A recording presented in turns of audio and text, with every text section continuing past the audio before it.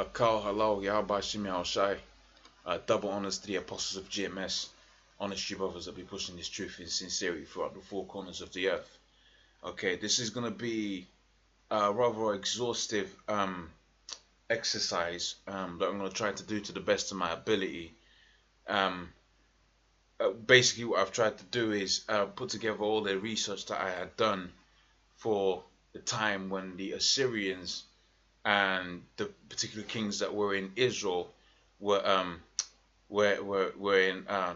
in place. So when the Assyrian Empire was trying to take down the known world at the time, and all the things, basically the time of the Assyrians is what I've tried to do. So forgive me in any things that I do fall short in, because it's very likely with all of this stuff I'm going to try to read and go through, that I may slip with the tongue in some instances, but I've really tried to do my best to get this not only right in my head, because this history was an area that was very much lacking in, and in so doing I wanted to do a video, and this might take a couple of hours. I'm not gonna lie to brothers, this might take a little bit. This is gonna be a long video.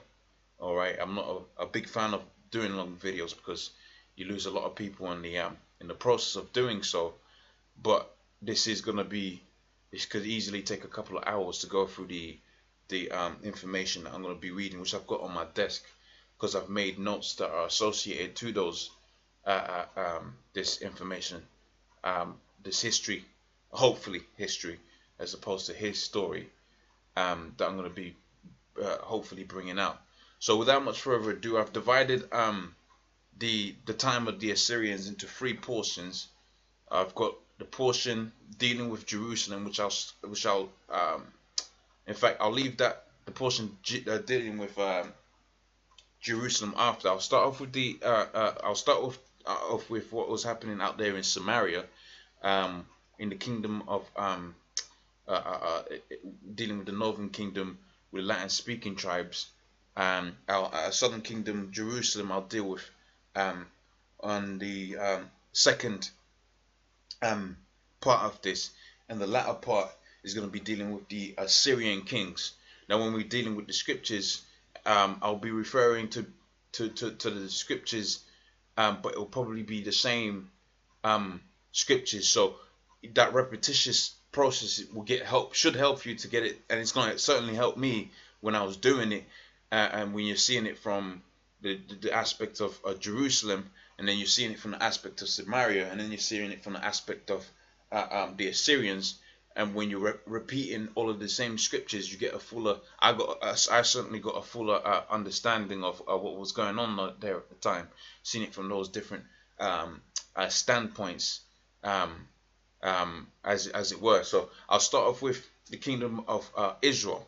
So what this takes place, time of the Assyrians, when we go into the seeing it from the Assyrian perspective, you see what kind of time span that they spanned, that the Lord set them up to be in rulership for.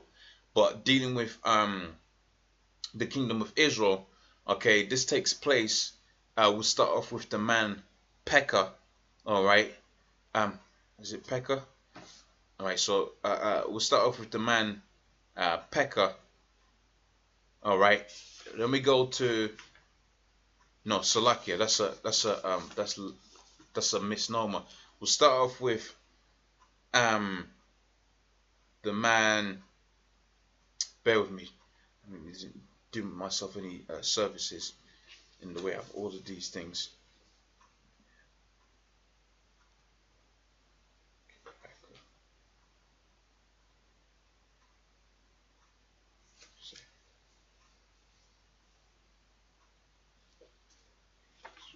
Okay, so we'll start off with Menahem, okay, which was one of the last 5 kings of Samaria, last 5 kings of Israel, the kingdom of Israel as opposed to the kingdom of Judah, okay. And what you find out is the last 5 kings, basically all of them, how they came into power by killing their predecessors. So when you're dealing with Hosea, Pekah, Pekahiah, Menahem, and Shalom, they all killed their predecessors to get into power. So that's one thing to bear in mind when we're dealing with these kings, as to the kind of things that were happening there at that time. So we'll start off with Menahem, and if my numbers are correct, this should be spanning between 750. This is, I think it's 750. This is around about the time of 750 BC. Okay, so and I've got the I'm going to be referring to stuff that I got on my desk as opposed to putting it up on the screen. I got notes on here, but to put it up on the screen at the same time is going to be a bit difficult for me. So it says Menahem, which means comforter, who conducts them, or preparation of heart. Okay, so Menahem, son of Gadi, who slew the usurper Shallum, seized the vacant throne of Israel in 772 BC. So those numbers are in disagreement, which lasted 10 years and is briefly recorded in 2 Kings the 15th chapter on the 14th verse. So I'm going to go to 2 Kings the 15th chapter now on the 14th verse and read it within my scriptures which I've got here. So this is 2 Kings the 15th chapter and the 14th verse onwards, and it says, Menahem the son of Gadi went up to Tisbeh and came to Samaria and smote Shallum the son of Jabesh in Samaria and slew him and reigned in his stead. So, and it says, and the rest of the acts of Shallum and his and his conspiracy which he made, behold, are they not written in the chronicles of the kings of Israel? Okay, so it says, I'll carry on with the history, and then we're going to be going back and forth this between the scriptures and the history, and hopefully, like I said, it's gonna be long, but you should certainly have hopefully gonna have a better understanding of what was going on at that time. All right, it says there in the history, it says his reign lasted 10 years. It's briefly recorded in 2 Kings the 15th chapter on the 14th verse, which we just read. It says he maintained the calf worship of Jeroboam, who was the king, the first king of Israel. All right, who had all of that. They had basically, he was idolatry, man, and he got the people to be idolaters. Okay, and it says contemporary prophets Hosea and Amos have left a melancholy of a picture of his ungodliness, demoralization, and feebleness of Israel. Menahem reigned from 771 to 760 BC. All right, it says the 16th Menahem, the 16th king, previously a general to Zechariah. So when you go backwards in history, you had Jeroboam the second, all right, which is spoken about within the book of 2 Kings, the 15th chapter for the first verse. You had Jeroboam the second, who was whose son was Zechariah, all right, and then Zechariah was killed by Shallum, and then Menahem subsequently killed Shallum. And then Menahem was subsequently killed by Pekahiah, if I'm not mistaken. I think Pekahiah was actually Menahem's son, I think. And Pekahiah was the son of Menahem, and Pekah kills Pekahiah, and then Hosea kills Pekah. All right, and Hosea rather more was the last king of Israel. Okay, so it says here within the history again. All right. The 16th king of Israel, previously a general to Zechariah's army, he was at Tazar when he heard his master's murder, and his master was Zechariah, who was killed by Shallum. So Shallum only reigned, I think it was a space of a year or something like that, and then Menahem came and killed him. All right, of which all of this history is going to become relevant as we go through it. All right, but it also paints a nice backstory to see, what's kind of happening there, when these Assyrians and all of that started coming with their tyrannical raid of Israel and Judah, man. All right, and it says, and captured and slew him, and then ascended to the throne, and he said he reigned Samaria 10 years, right, and he was a tyrannical and cruel idolater. And it says Pul, all right, which is I believe it's the Babylonian name for Tiglath-Pileser III, all right. When I say I believe, I know it's Pul is the name for Tiglath-Pileser, but what language it is, I believe it's Babylonian. But we know Pul is the name, the other name given to Tiglath-Pileser III, right, which is going to come more relevant when I start dealing with the Assyrian history But this individual is relevant because he did a few things that was towards the taking down of Samaria. Okay, it says Paul, the king of Assyria, having invaded Israel during his reign, the reign of Menahem, obliged them to pay a tribute of 1,000 talents. And it says, and Menahem raised the tax of all the rich subjects of 50 shekels a head, and he seems to have died of a natural death. But his son and successor Pekakiah reigned only 2 years and was the last of his dynasty. Okay, so when we go to 2 Kings, the 15th chapter, we're going to read about that tax that it was instituted by Paul, which was also which is also Tiglath-Pileser. All right, and then we expound on some of that history that was going on at the time. So it says, and Menahem, which is 2 Kings 15th chapter and the 16th verse, Menahem smote Tefsah, all right, and all therein and the coast from Tezer, because they were they opened not unto him, and therefore he smote it, and all the women therein, and they were with children ripped up.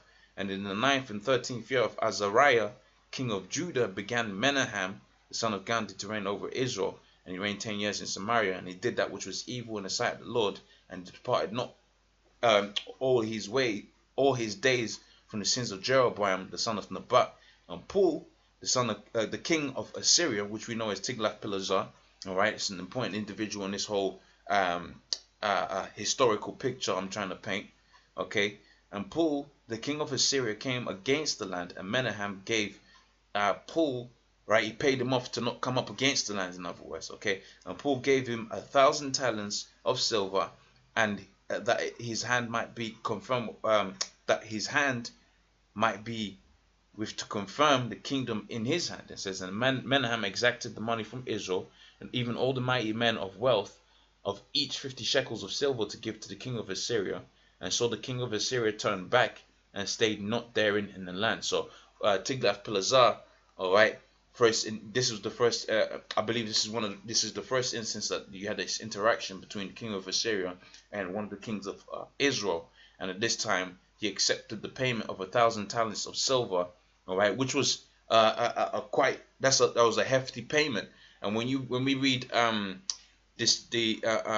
successors, they're going to refer back to this payment and how these different successors had to basically try to get the country wealthy again. All right, and it says, so the king of Assyria turned back and stayed not in the land, and the rest of the acts of Menahem and all that he did, all that he had written, are they not written in the book of the Chronicles of Kings of Israel? It says Menahem slept with his fathers, and Pekakiah his son reigned in his stead. All right, so let's get back onto the history side of things. Carrying on with this article that I have here, and I'll see if I got any more points dealing with this individual. So this says the third point that they got here. So it's Menahem and Assyria. It says, but there's another source of disquiet. It says Assyria under Paul, which is Tiglath-Pileser III, had resumed her advance to the west and threatening kingdoms of Palestine. It says Menahem resolved a policy of diplomacy rather than risk war with the conqueror of the east. Agreed to pay a heavy tribute of 1,000 talents to raise the sum, all right, which is what we just read in the scriptures. To raise the sum, he had to assess his wealthier subjects to the extent of 50 shekels each. As there are 3,000 shekels in the talent, it is obvious that 60,000 persons, mighty men of wealth, must have laid under a contribution in the levy, and indication of wants of the enormity of the tribute, and of the prosperity of the country at the time. However short-sighted the policy, its immediate purpose was attained, which was to get rid of Tiglath-Pileser from conquering Samaria. It says, which was the capital of Israel at that time. It says, which was the hand of the Assyrian king might be with him to confirm the kingdom. So that's quoting what we just read in the book of 2 Kings, the 15th chapter, around about the 19th verse. All right, and that's pretty much it on Menahem. So that's the events that happened regarding Menahem within, and that's the first king of Israel that we were going to deal with. Now we're going to go to his the successor of his son, which is Pekah. All right. So you had Zechariah, right? Who brother, let's go up a bit. We got Jeroboam the second, okay, who was whose son was Zechariah. Okay, so Zechariah comes into power and sits on the throne for a certain period of time. If it's not, I think it's about a year or 2 years or something like that. And he was killed or usurped by Shalom, and Shalom was killed by one of the generals of was it Zechariah? All right, because Menahem recognized that Shalom was an illegitimate leader. All right, and therefore came and conspired against him and killed him. And then Menahem's son Pekakiah came into power, but then Pekah conspired against Pekakiah and killed him. All right, now we're gonna read about Pekah. All right, so it says Pekah here. The meaning of this name is open-eyed. It says son of Ramaliah, originally a captain of Pekakiah, the king of Israel. So one of the the captain of Pekakiah killed Pekakiah. All right, murdered his master, seized his throne, and became the 18th sovereign, right, of the northern kingdom. And this is taking place at they're quoting 757 to 740 BC. It says under his predecessor, right, Israel had been much weakened through the payment of an enormous tribute to the Assyrians. Okay, we just read about that, where that 1,000 talents of silver, okay, was taken by Tiglath-Pileser the third. All right, it says that enormous tribute. I should really have this picture instead. Under his predecessor, Israel had been much weakened through the payment of the enormous tribute to the Assyrians. It says, see 2 Kings, the 15th chapter, which we've just gone into, and it says, by internal wars and conspiracy. So all of them conspiracies that have been happening, Israel had been weakened. It says, Pekah seems to have been steadily applied himself to the restoration of power. For this purpose, he contracted a foreign alliance. All right, and this is becomes relevant because this foreign alliance is going to be relevant to what's going to happen with the kingdom of Israel, man, because the taking down of Samaria, of the kingdom of Israel, but happened by way of what? Of Pekah seeking out the and I believe they're gonna get into this, seeking out the alliance of Rezin, the king of Damascus, not to which is Syria, not to be confused with Assyria. And we're gonna get into the difference between Assyria and Syria when I deal with this the Assyrian portion of this history.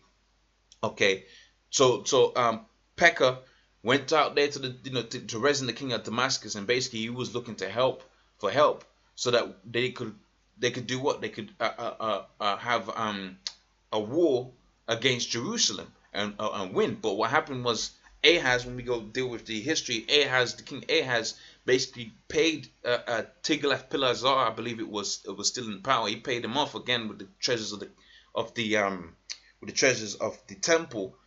Okay, so that they could push them forces back and put them into subjection. I believe Tiglath-Pileser then took a few of the cities of Israel away from them, but it wasn't up until Sennacherib, all right, but more to the point, Sargon II, I believe, not Sennacherib, but Sargon II and Shalmaneser the fourth, and it wasn't until then times that the whole of Israel was taken over, all right, if my history serves me correctly, all right. So we carry on with this article that I got here, dealing with Pekah, and he says he must have been let's get to the right point. It says a foreign alliance, and he fixed his mind on the plunder of his sister kingdom, Judah.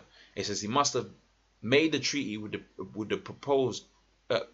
He must have made the treaty by which he proposed to share its spoil with Rezin, the king of Damascus. It says when Jotham was still on the throne of Jerusalem in 2 Kings 10 and 37. It says, but its execution was long delayed, probably in the consequence of the prince's righteous and vigorous administration.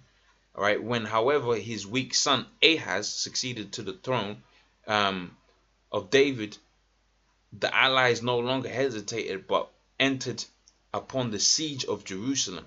It says the history of this war is found in 2 Kings, the 13th chapter, and 2 Chronicles, the 28th chapter. It is famous as the occasion of the great prophecies in Isaiah, the 7th chapter and the 9th verse, 7th chapter to the 9th chapter. Okay, so we're gonna go to Isaiah the 7th chapter. All right, and read about that. So this is Isaiah the 7th chapter, and it says, "And it came to pass in that day, right, in the days of Ahaz the son of Jotham, the son of Uzziah, king of Judah, that Rezin, the king of Syria, and Pekah, the son of Remaliah, all right, king of Israel, went up towards Jerusalem to war against it, but could not prevail against it." All right, and it was told of the house of David, saying, Syria, right, which is dealing with Damascus, not to be confused with Assyria, is dealing with Damascus, Syria, and Rezin. All right, Syria is confederate with Ephraim, all right, and his heart was moved, and the heart of the people, and the trees of wood, as the trees of wood are moved with the wind. Then said the Lord unto Isaiah, Go forth to meet Ahaz, and thou and Shear-Jashub thy son, to the end of the conduit of the upper pool, in the high places in the highway of the fuller fields, and say unto him, Take heed and be quiet, fear not, neither be thou faint-hearted.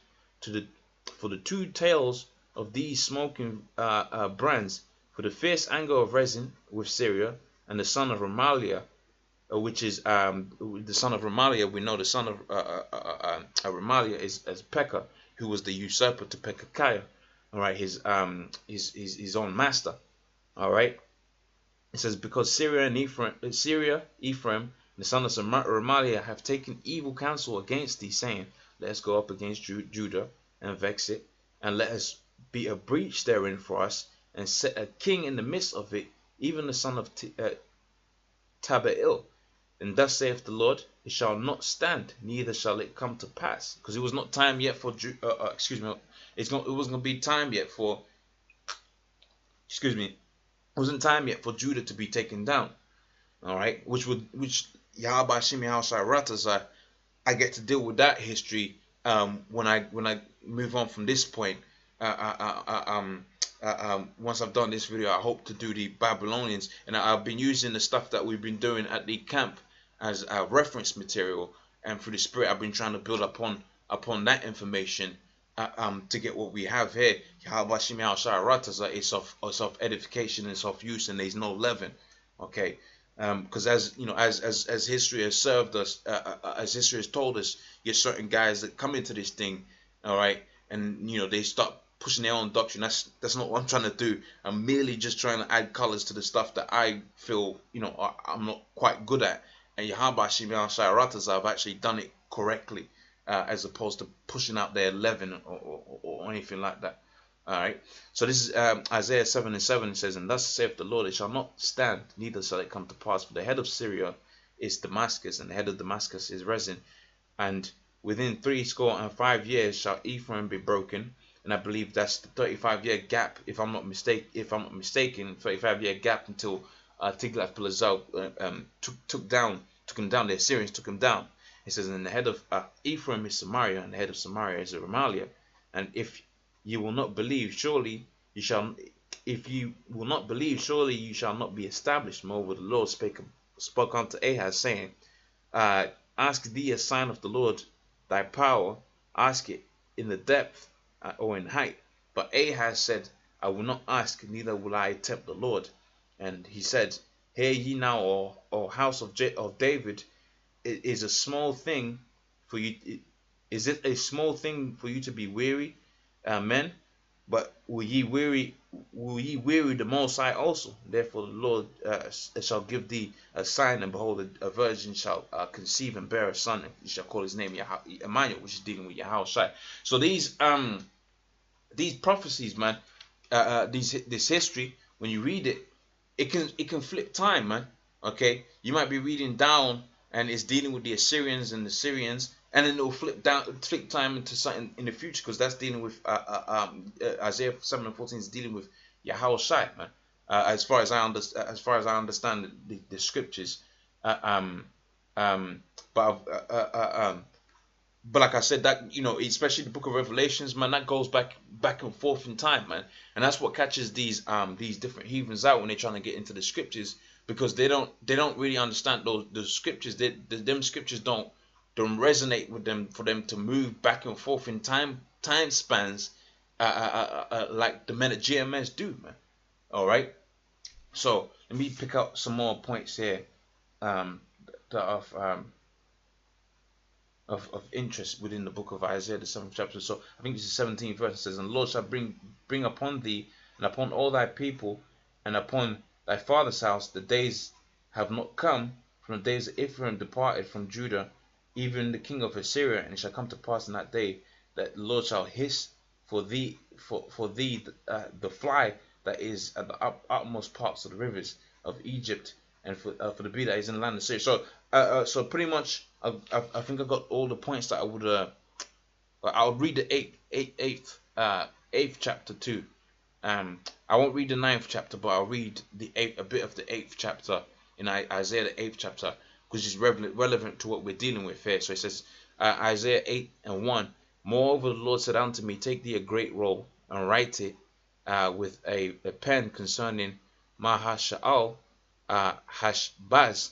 And I took unto me a faithful witness to record Uriah the priest and Zechariah the son of Jeberechiah," not to be confused with the Zechariah of the kingdom of Israel. And it says, "And I went unto the prophetess, and she conceived and bare a son. And then said the Lord, Call his name Shalal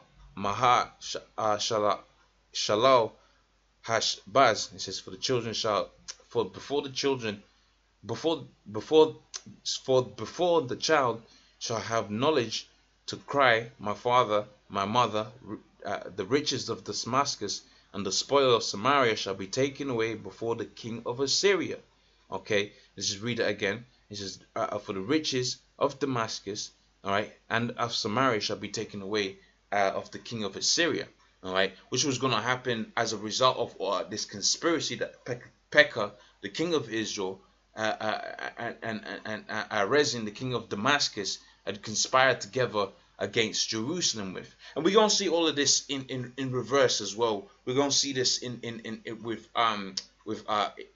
from the perspective of the king Ahaz, when we're dealing with the king of Israel. Okay, and it says, "And the Lord spake also unto me again, saying," it says, "For as much as this people refuses the waters of Shiloah, that goes softly, and rejoice in Rezin and Remaliah, now therefore behold, the Lord bringeth up upon them the waters and the rivers strong and many, even the king of Assyria and all of his glory, and he shall come up over all the channels and go over all the banks," meaning they was going to be completely taken down. All right, "and he shall go through Judah, and he shall overflow and go over, and he shall reach even to the neck and the stretching out of the wings, and shall feel the breath of thy land, O Emmanuel." It says, "Associate yourselves, O ye people, and be ye broken in pieces, and give ear, as ye of furthermore it says, O ye of the far countries, gird yourselves up, ye shall be broken in pieces." Gird yourself up, ye shall be broken in pieces. Okay, so that's what I'm gonna leave it. No, in fact, I'll read a little bit more. It says, "And take counsel together, and it shall come to naught, and speak the word, and it shall not stand, for the Most High is with us." It says, "For the Lord spake to me with a strong hand, and instructed me, and I should not walk in the way of this people, saying, Say ye not, a confederacy to all them to whom this people shall say, a confederacy, neither fear ye, nor be afraid. Sanctify the Lord of hosts himself, and let him be your fear, and let him be your dread." It says, "And he shall be a sanctuary, but a stone of stumbling block, for a rock of offense to both them of the house of Israel, and of a Jim, and and a snare to the inhabitants of, Jerusalem. Okay, so that's dealing with us ultimately, all of us going into captivity, man. All right, so I'm gonna hold off there on the scriptures. We'll go back onto the history again. Bear with me for the stuff that I gotta work on in the future, because I wish I knew all of the scriptures, but then again, if I knew all of the scriptures, there'll be you get what I'm trying to say. There'll be no need for learning. Okay, so bear with me with the stuff that I don't understand. If you don't understand some of the stuff that I've read, then it's highly likely that if you leave a comment that I won't be able to answer it, but certainly the elders are going to be able to get into some of the stuff that I don't, the gray areas that I don't fully understand in and with this history lesson that I'm trying to push out there. Okay, so back in with the history dealing with Pekah.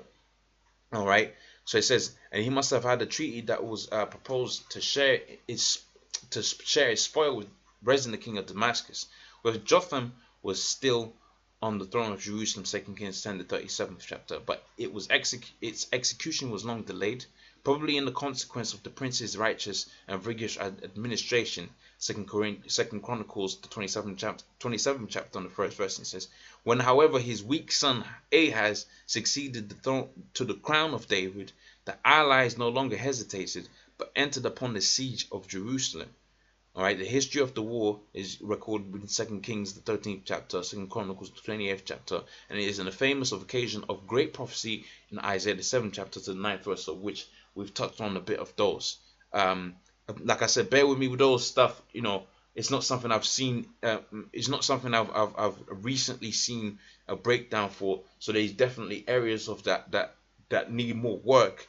But for the purposes of this video, hopefully the breakdown, I would even call it a breakdown, but the reference material I've taken from those verses, and I may refer to, hopefully that's going to be on point. All right, it says its chief result was the Jewish port of Elath, okay, and the Red Sea, but the unnatural alliance of Damascus and Samaria was punished through the complete overthrow of the ferocious confederates by Tiglath-Pileser. Says the kingdom of Damascus was finally suppressed and Rezin put to death, while Pekah was deprived of at least half of his kingdom, of which we're going to touch on that within the book of 2 Kings. But when this took place, when Tiglath-Pileser basically when Ahaz, and you're going to see this from Ahaz's point of view, when he paid Tiglath-Pileser, I believe he paid him out of the house of the Lord, took the treasures, because basically Ahaz was a wicked king, man. All right, he paid Tiglath-Pileser to help him out of that certain situation that he was in. All right, and Tiglath-Pileser took a certain portion of the kingdom of Israel, which is the northern kingdom. All right, which was ruled by Pekah at that time, and it wasn't completely overtaken, it wasn't completely overthrown. They were still some kind of stronghold there, but that was later taken down by later of the Assyrian kings. All right, it says the kingdom was finally suppressed and Rezin put to death, and Pekah was deprived of at least half of his kingdom, including the northern portions and the whole of the district of the East Jordan. Pekah himself had now fallen in the position of the Assyrian, into the position of an Assyrian vassal, and was of course compelled to abstain from further attacks of Judah. So when he paid that 1,000 talents, he became a vassal, and a vassal is a person that's in a subordinate position, right, under a ruler or governor, and that ruler or governor or king, whatever you want to call him, with Tiglath-Pileser.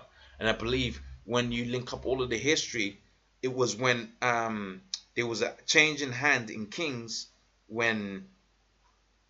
No, that's dealing with Jerusalem. I'll touch on that point when I get to with Jerusalem. It says Pekah himself now was fallen into the position of a Syrian vassal, was of course compelled to abstain from further attacks of Judah, whether his continued tyranny exhausted the patience of his subjects, or whether his weakness emboldened them to attack him.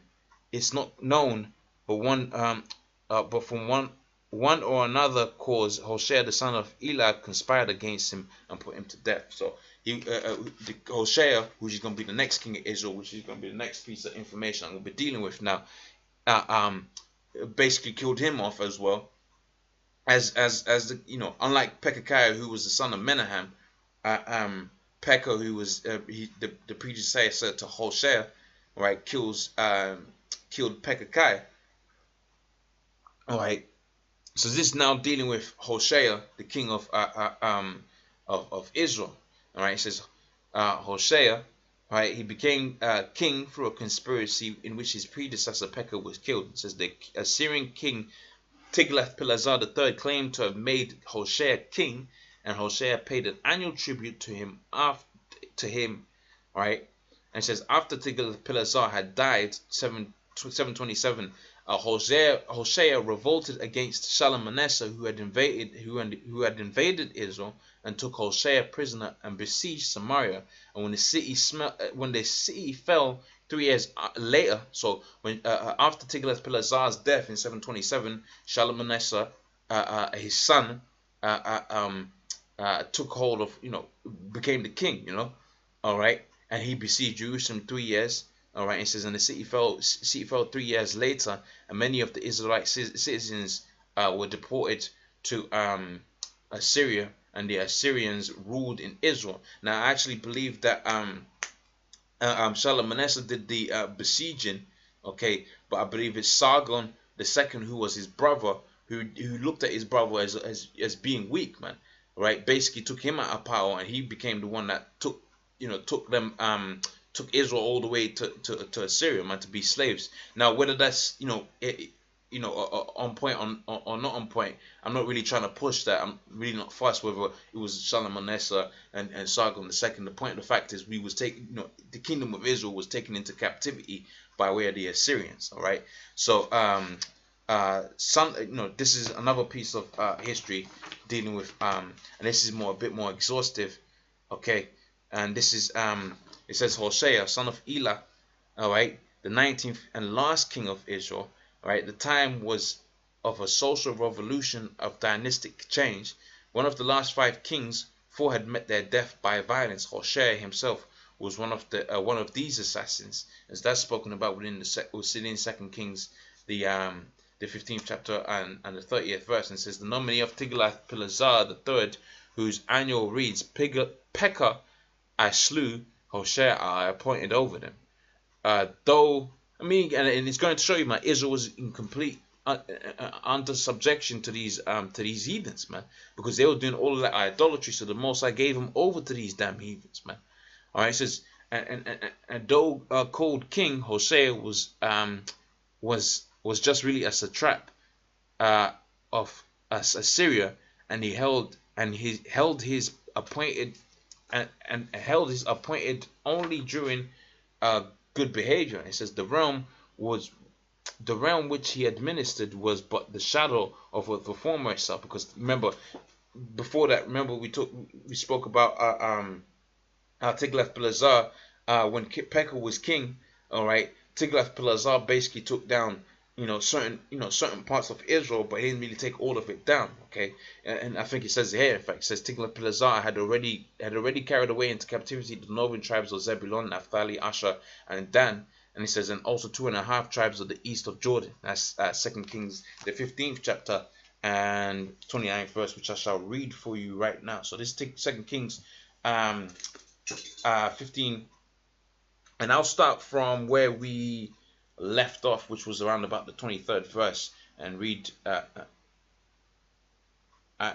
down. So when we left off in 2 Kings the 15th chapter, we saw that Menahem, king of Israel, okay, had just paid them hefty tax of 1,000 talents to Tiglath-Pileser. All right. So I'm gonna read on with this. It says, and the rest of acts of Menahem and that which he did. This is 2 Kings 15 and 21, and all that he did, are they not written in the books of the chronicles of the kings of Israel? And it says, Menahem slept with his fathers, and Pekahiah his son reigned in his stead. And in the 15th year of Azariah of Judah, Pekahiah the son of Menahem began to reign over Samaria, and he reigned 2 years, and he did that which was evil in the sight of the Lord. He departed not in all the sins of Jeroboam the son of Nebat, the first king of Jeroboam the first.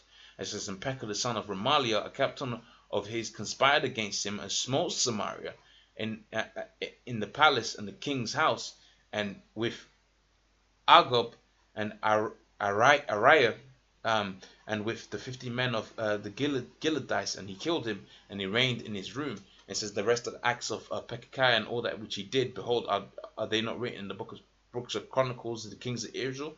It says in 2 and 15 years of Azariah the king of Judah, Pekah the son of Remaliah began to reign over Israel in Samaria, and reigned 20 years, and he did that which was evil in the sight of the Lord, and he departed not from the sins of Jeroboam the first, who made Israel to sin.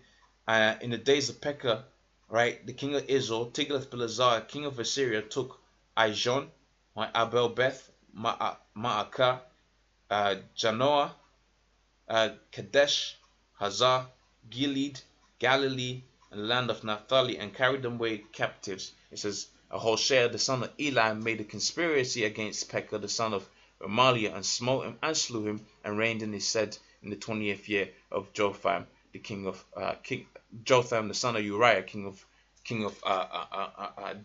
Jerusalem, king in Jerusalem. It says, and the rest of Pekah and all that he did, are they not written in the books of the Chronicles? All right, so we'll just jump ahead a little bit and read and just finish off this book of 2 Kings, the 15th chapter.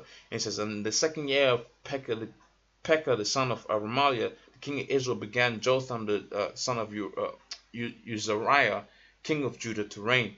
It says 520 years was he when he began to reign, and he reigned 16 years in Jerusalem, and his mother's name was Joshua, and he did that which was right in the sight of the Lord, and he did according to all of his father Uzziah had done. Howbeit the places, the high places, which is where they did the idolatry, were not removed, but the people sanctified and burnt incense still in the high places, and he built a higher gate of the house of the Lord.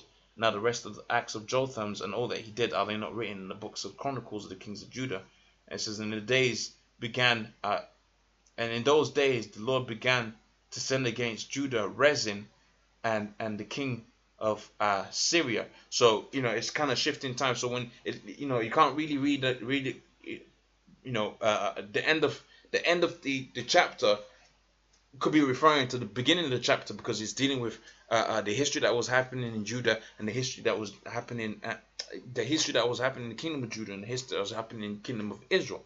Okay, so when he was dealing with the kingdom of Judah, now it's like that was dealing when Rezin and Pekah and all of that was really being dealt with in the beginning portion of the 2 Kings, the 15th chapter. All right. It says, and against Judah came Rezin the king of Syria, and Pekah the son of Remaliah, and Jotham slept with his father, and was buried with his fathers in the city of David his father, and Ahaz his son reigned in his stead. Okay, and let's get back onto the history that I got here, and get some more pointers out. So it says the reduced kingdom of Israel. It says Isaiah refers to the fall of Syria in these words. It says Damascus is taken from being a city, Isaiah 17:1, and to the foreign occupation of the northern kingdoms. In these words, he brought into contempt the land of Zebulun, the land of Naphtali by way of the sea, which is them armies that they had by way of the Assyrians. Okay, and it says, behold the Jordan, Galilee of notation. All right, and that says Galilee of a nation. That's Isaiah the 9th chapter, which I quoted a little bit earlier on. It says Hosea and Ephraim. It says, but Hosea is the prophet in whose writing we see clearly that the reflection of the politics of that day and the altered condition of things in Israel. It says in the second division of his book 4 and 14, Hosea, all right, deals with a state of things which can only be subsequent to the first great deportation of Israelites, and therefore belongs to the reign of Pekah and Hoshea, and the larger part of the nation being removed. He addresses the utterance no longer to all Israel, but to Ephraim, the chief of the remaining tribes.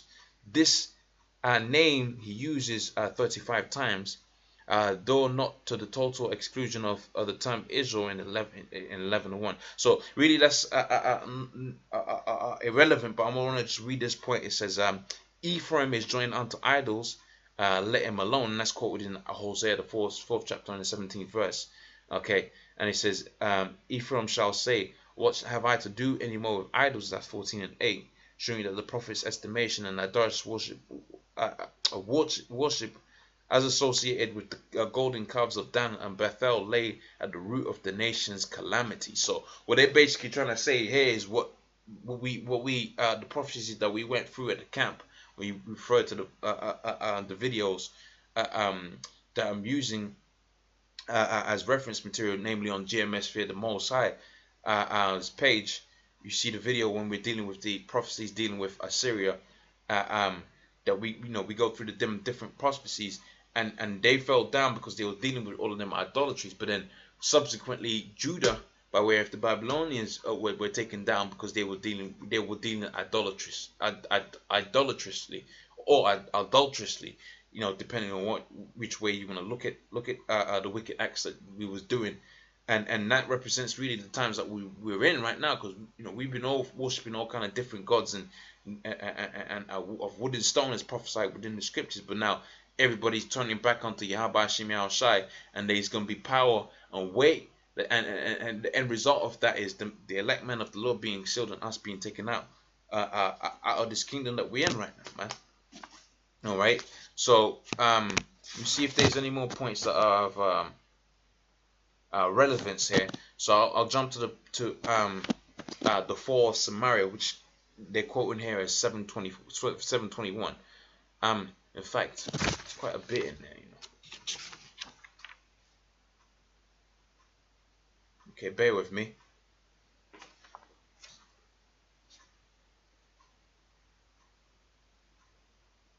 Right, okay. So I'm going to carry on with this. It says Hosea's dependent position. It says, over this shrunken and weakened kingdom,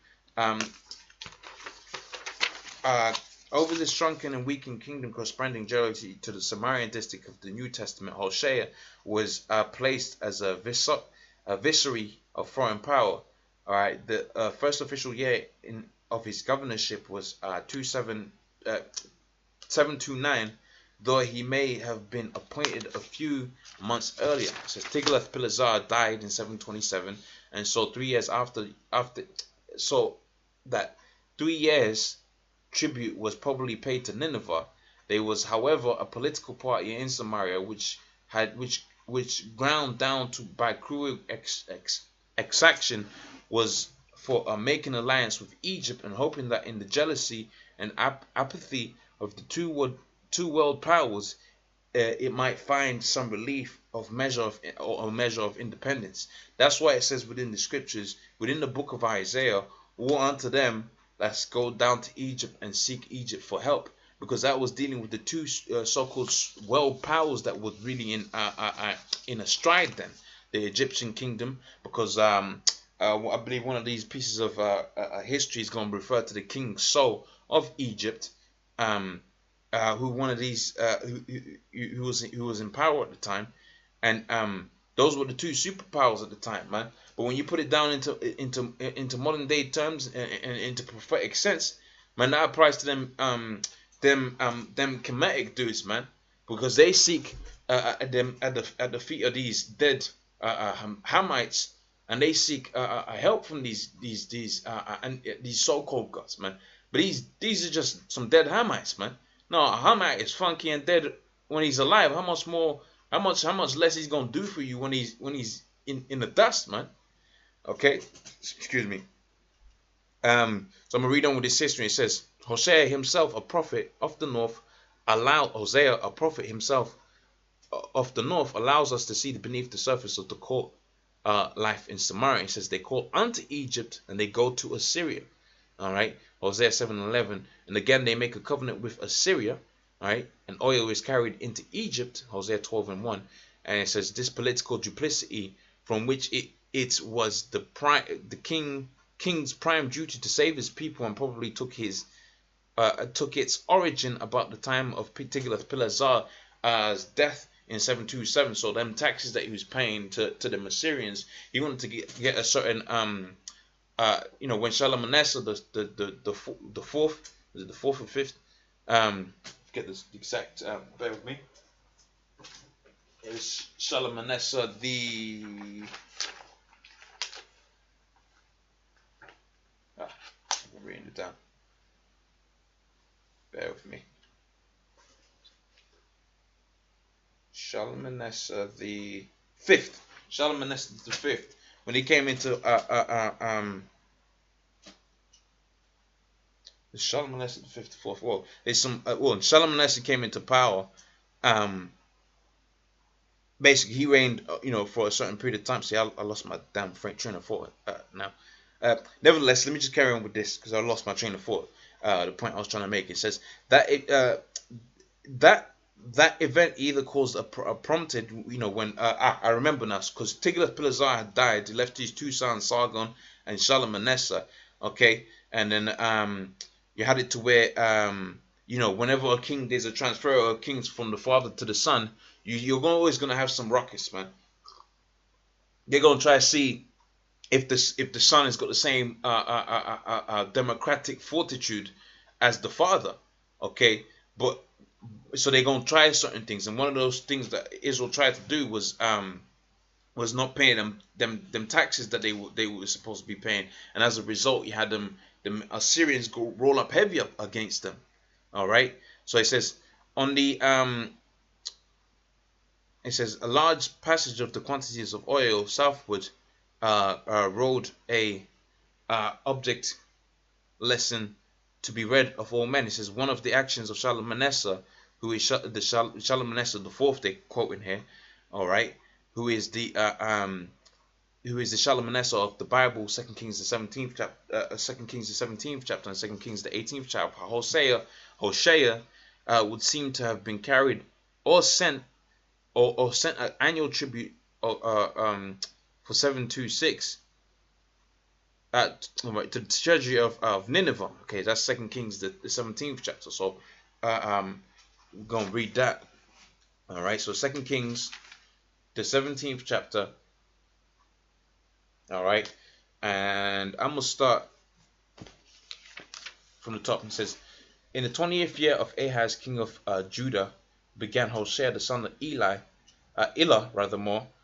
to reign in Samaria over Israel, and he did that which was evil in the sight of the Lord, but not as the kings of Israel that were before him. It says, against him came up Shalmaneser the king of Assyria, and Hoshea became his servant, and he gave him presents. All right, and it says, and the king of Assyria found conspiracy in him, in Hoshea. All right, which the conspiracy was that Hoshea had sent messengers down to Egypt. All right, it says, and sent messengers to. Oh, it says here. It says, for he had sent messengers to Saul, the king of Egypt. Remember, I mentioned that king as being one of the other superpowers that was Egypt, being one of the superpowers that was so-called world powers. I say superpowers. I don't mean that as in to glorify Egypt. I say it with reference to terms that people understand today. When they talk about America, they talk about America as being a world power. When they talk about Britain, they talk about Britain being as a world power. So go back in the history, Egypt would have been a so-called world power back then. All right. So it says, and so the king of Egypt and brought no presents to Assyria, and he done that which as he had done year by year. So he didn't pay them taxes as he done year by year. And it says, therefore the king of Assyria shut him up and bound him and put him in prison. It says, and the king of Assyria came up throughout all the land and went through Samaria and besieged it 3 years. All right, so that's what we're reading over here. All right, in the history. So I'll go back to this now. It says, the text is not clear as to who was the bearer of this tribute, but the statement of Shalmaneser came up against him, and Hoshea became his servant. It may be presumed that the tribute for the first year after Tiglath-Pileser's death was first refused, then the military demonstration took place and was paid, and obedience promised. In such a case, Hoshea would be required to attend a Assyrian's court and do homage to the sovereign, right? And it says his final arrest. And it says this was not probably this is what probably took place, not without an inquiry into the past. And says grave superstitions were thus aroused, and the loyalty of the as to the loyalty of Hoshea, and on the big and on these being confirmed by the confessions of all, the discovery that the messengers had passed to Saul, king of Egypt, which is what we just read in 2 Kings, and the further withholding of the tributes, 2 Kings, the 17th chapter on the 4th verse. All right, Hoshea was arrested and shut up in prison, and he disappeared from history. And such was the ignominious, end of the kings of Israel, and not one, and not one of who had it. In all the vistitude of the 2 quarters of centuries, been in harmony with the theocratic spirit. So none of them did any righteousness, man. They all wicked. And it says, or realized that the true welfare and dignity of state lay in the unalloyed worship of Yahweh Shemel Shai. Okay, so got a little bit more to read as pertaining to Hosea. All right, so it says, with Hosea in his hands, Shalmaneser's troops marched in the spring of 725 to the completion of the Assyrians' work in Palestine. And it says Isaiah has much to say in the 10th and 11th chapter on the divinely sanctioned mission of Assyria, and of the ultimate fate that should befall him for his pride and cruelty in carrying out this mission. It says the campaign was not one of the campaign was not a bloodless one. It says Beth Abel, at present unidentified, the hostile forces met with the result that he might have been expected. And it says Shalman spoiled Beth Shalman, which is talking about Shalmaneser, but they written in shorthand. It says Shalman spoiled Beth Abel in the battle, in the day of battle, and that's written in the book of Hosea, the 10th chapter on the 14th verse. And it says the defeated army took refuge behind the walls of Samaria, and the siege began. It says the city was placed for the purpose. The city was well placed for the purpose of defenses, and it says, and being built on a summit of a lonely hill, which was Omri's reason, one of the kings of Israel. Okay, which was on. Let me see which king it was. Right, so Omri came before Ahab, and after Ahab was Joram, then Jehu, then Jehoahaz, then Jehoash, then Jeroboam II, then Zechariah, Shalom, Menahem, Pekah, and Hosea. All right, so carrying on, Omri's reasons for moving the capital city from Tezert. All right, and this is written about within 1 Kings the 16th chapter on the 24th verse.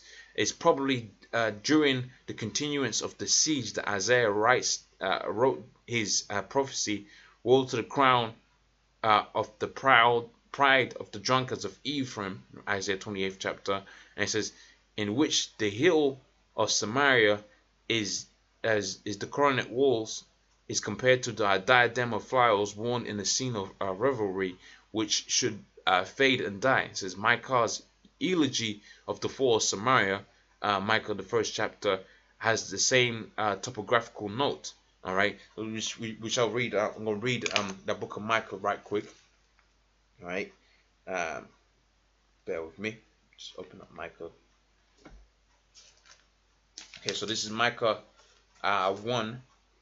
And start from the top. It says, Micah 1:1 says, the word of the Lord came to Micah, and it says, hear ye, all people, hearken, O earth, and all that is therein, and let the Lord Yahweh be your power against you. And says the Lord from his holy temple, for it says, behold, the Lord cometh forth out of this place, and will come down and tread down the high places of the earth. And says the mountains shall be molten under under him, and the valleys and the clefts as wax before the fire, and the waters shall be poured down down a steep place. It says, for the transgression of Jacob and all of this and for his sin in the house of Israel. What is the transgression of Jacob? Is not Samaria? And it says, and what are the high places of Judah? Are they not Jerusalem? Therefore I will make Samaria a heap of the field, and as the planting of the vineyard, I will pour down the stones thereof in the valley, and I will discover the foundations thereof. Okay, so that same topographical image is written about within the book of Micah there. That should give you a nice clear visual image within your head, all right, within your brain.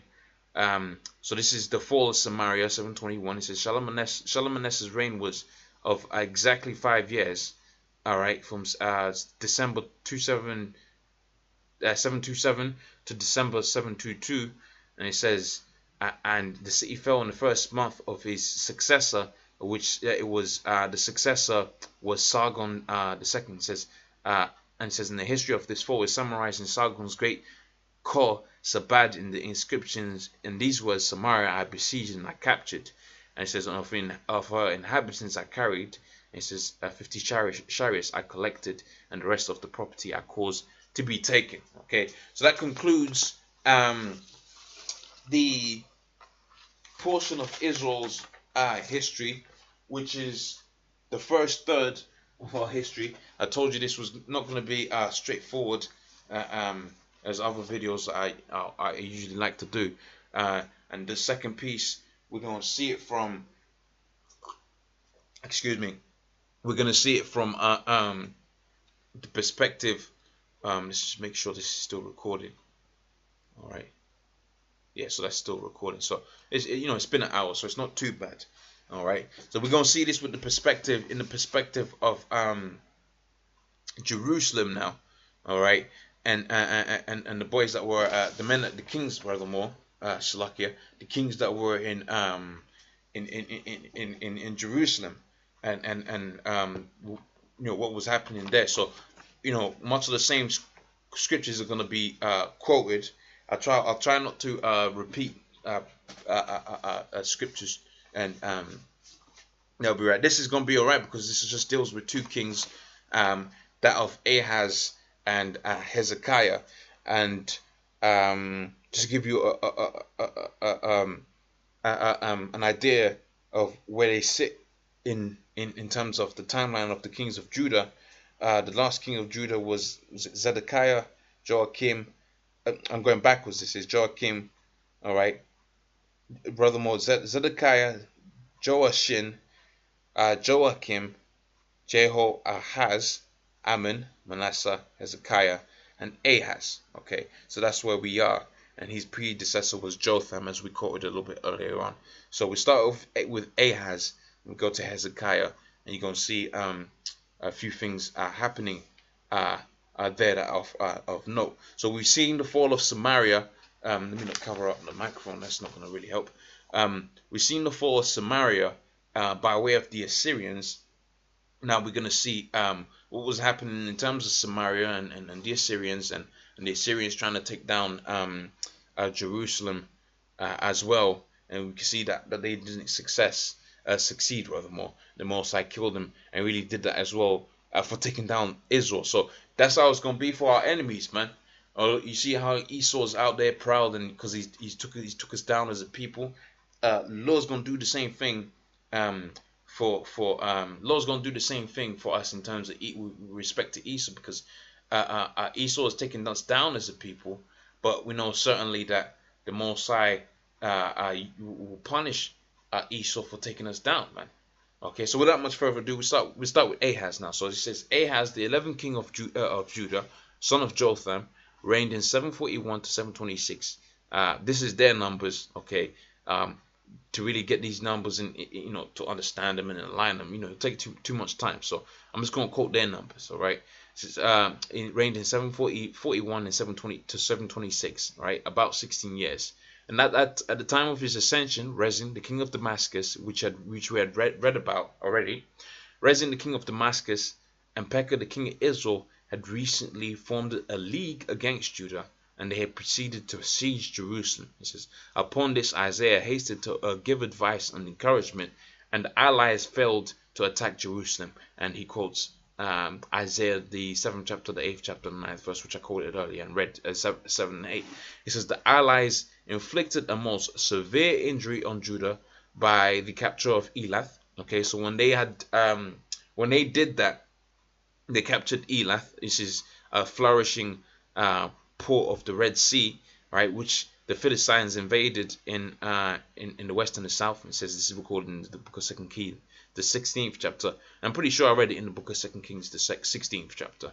It says 2 Chronicles, the 28th chapter. It says Ahaz, having fortified God's favor by his wickedness, sought deliverance from numerous troubles by appealing to Tiglath-Pileser, king of Assyria, who forced him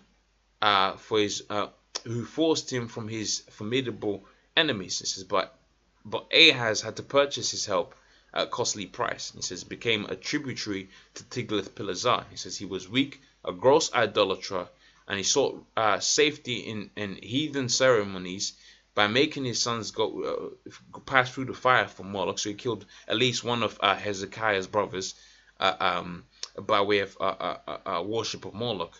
All right, and consulting wizards and necromancer, I believe. It says Isaiah 8 chapter 19th verse, other idolatrous practices.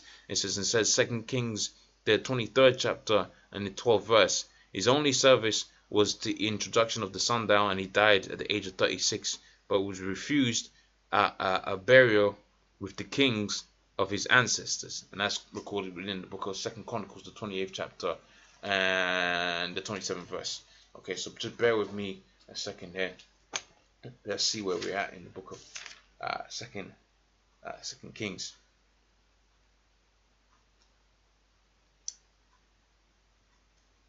Just bear with me.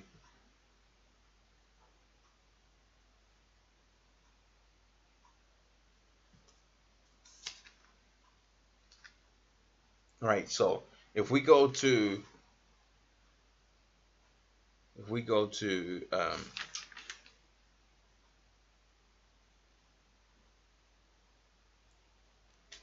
too far. Just reading up the book of 2 Kings there, getting a bearing for where we are in terms of the matching up the history with what's going on here with the scriptures. So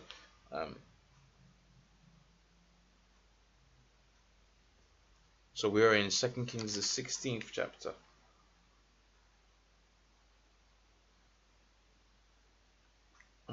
Yeah. So this is 2 Kings, the 16th chapter, and the same thing is, I believe, is recorded damn near exact in the book of Isaiah, the 8th chapter, 7, 8, and 9. It says 2 Kings 16. It says, in the 17th year of Pekah, the son of Remaliah, Ahaz, the son of Jotham, king of Judah, began to reign. It says, and 20 years old was Ahaz when he began to reign, and he reigned 16 years in Jerusalem, and did that which was not right in the sight of the Lord. But he walked in the ways of the kings of Israel. Yea, he made his sons to pass through the fire, according to the abominations of the heathen, whom the Lord had cast out from before the children of Israel. And he sacrificed and burnt incense in the high places, on the hills, and under every green tree. Then Rezin, the king of Syria, and Pekah, the son of Remaliah, the king of Israel, right, came up to Jerusalem to war, and they besieged Ahaz, and they could not overcome him. At that time, the king of Syria recovered Elath to Syria. So Elath was one of the cities of Judah. Okay, and he says, and drave out the Jews, the Judites, all right, which could have been Judah, Benjamin, and Levi, or any, we know there was also parts of the, some of the northern kingdom mingled up in there as well. It says, recovered Elath to Syria, and drave the Jews from Elath, and the Syrians came from Elath and dwelt there unto this day. It says Ahaz sent messages to Tiglath-Pileser. This is the important bit that they wrote about within this history. Okay, and Ahaz sent messengers to Tiglath-Pileser, king of Assyria, saying, I am thy servant and thy son. Okay, now check that out. That's a Jake saying that, man. All right. It says, I am thy servant and thy son.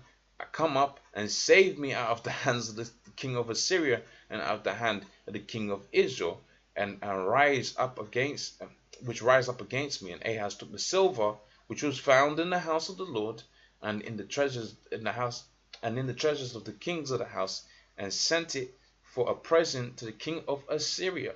All right, so that was the payment that he got for that military aid that he was getting from them kings up there.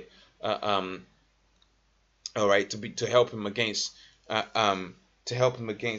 battle he was getting, so he can save the city of Jerusalem, man.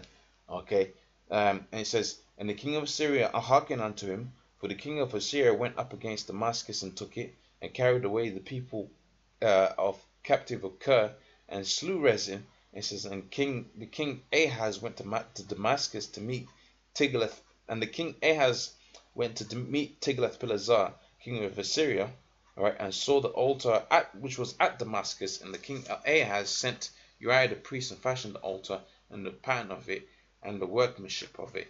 All right, and basically what they did is that they built a replica of what they saw in Damascus, because this king Ahaz was basically, he was a wicked dude, man. All right, he was a wicked dude. All right, so we move on to the next piece. So that was the first king, and that's and this is the final king of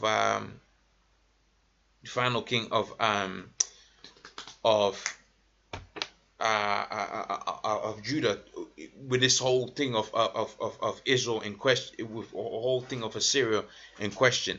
All right, so this is dealing with Hezekiah. Now this was a righteous king, he's a righteous man, and he did that which was right before the Lord. So I'm gonna start from the top again with this piece of history. It says, Hezekiah, the son of Ahaz, all right, was born during the reign of his grandfather Jotham in 741 BC, and says the scripture tells us a little about Jotham's reign, except that he did that which was right in the sight of the Lord. It says, after him came Ahaz, who abandoned the worship of Yahweh Shai in favor of Baal.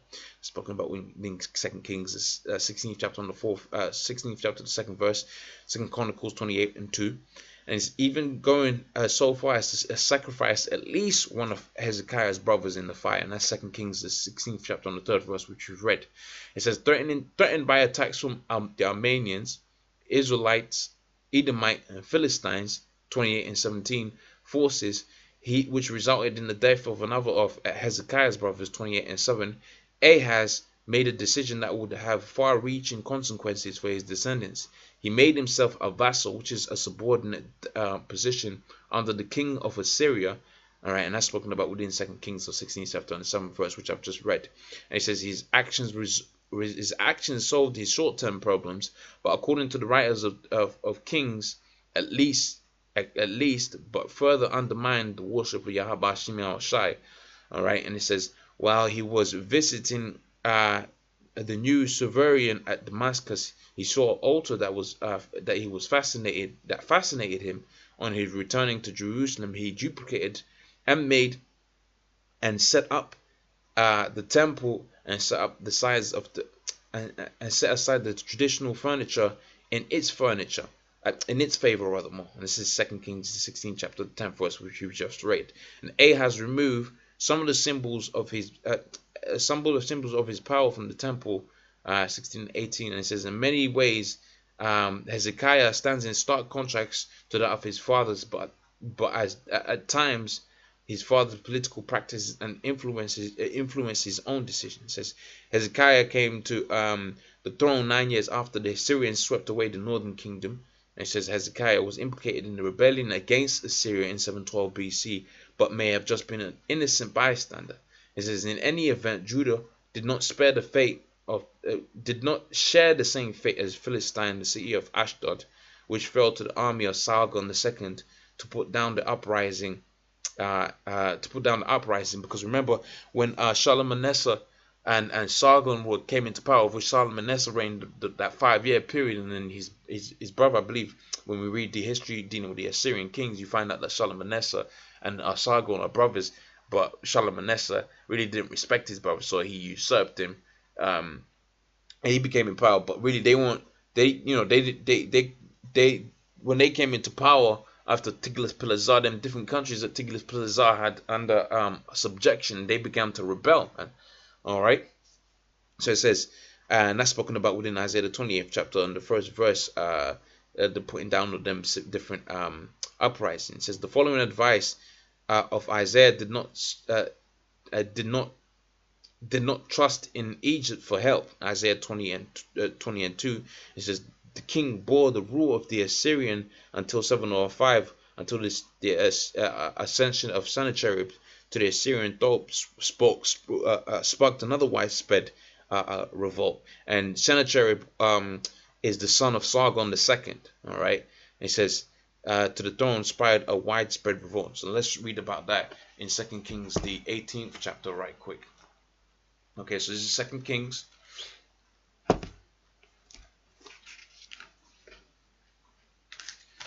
The 18th chapter. It says, now it came to pass in the 3rd year of Hoshea, the king of Elah, king of Israel, Hezekiah the son of Ahaz, all right, king of Judah, began to reign.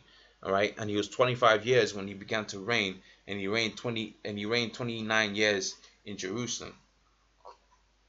And his mother's name was Abi, and his daughter and the daughter of Zechariah. It says, and he did that which was right in the sight of the Lord, according to all that David his father had did. He removed the high places and broke down the images and cut down the groves and brake in pieces the brazen serpent which Moses had made. For unto those days the children of Israel did burn incense to it and called it Nehushtan. He trusted in the Lord of God of Israel, and so that after him there was none like him among all the kings of Judah, nor any that were before him. And he clave unto the Lord and departed not from his ways, but kept the commandments that the Lord had commanded.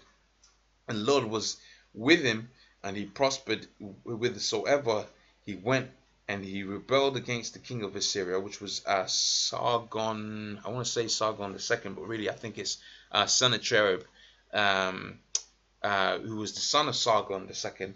All right, and it says here, and served him not. It says, and he smote Philistine even unto Gaza and the borders thereof, and the towers of the watchmen and the fenced cities.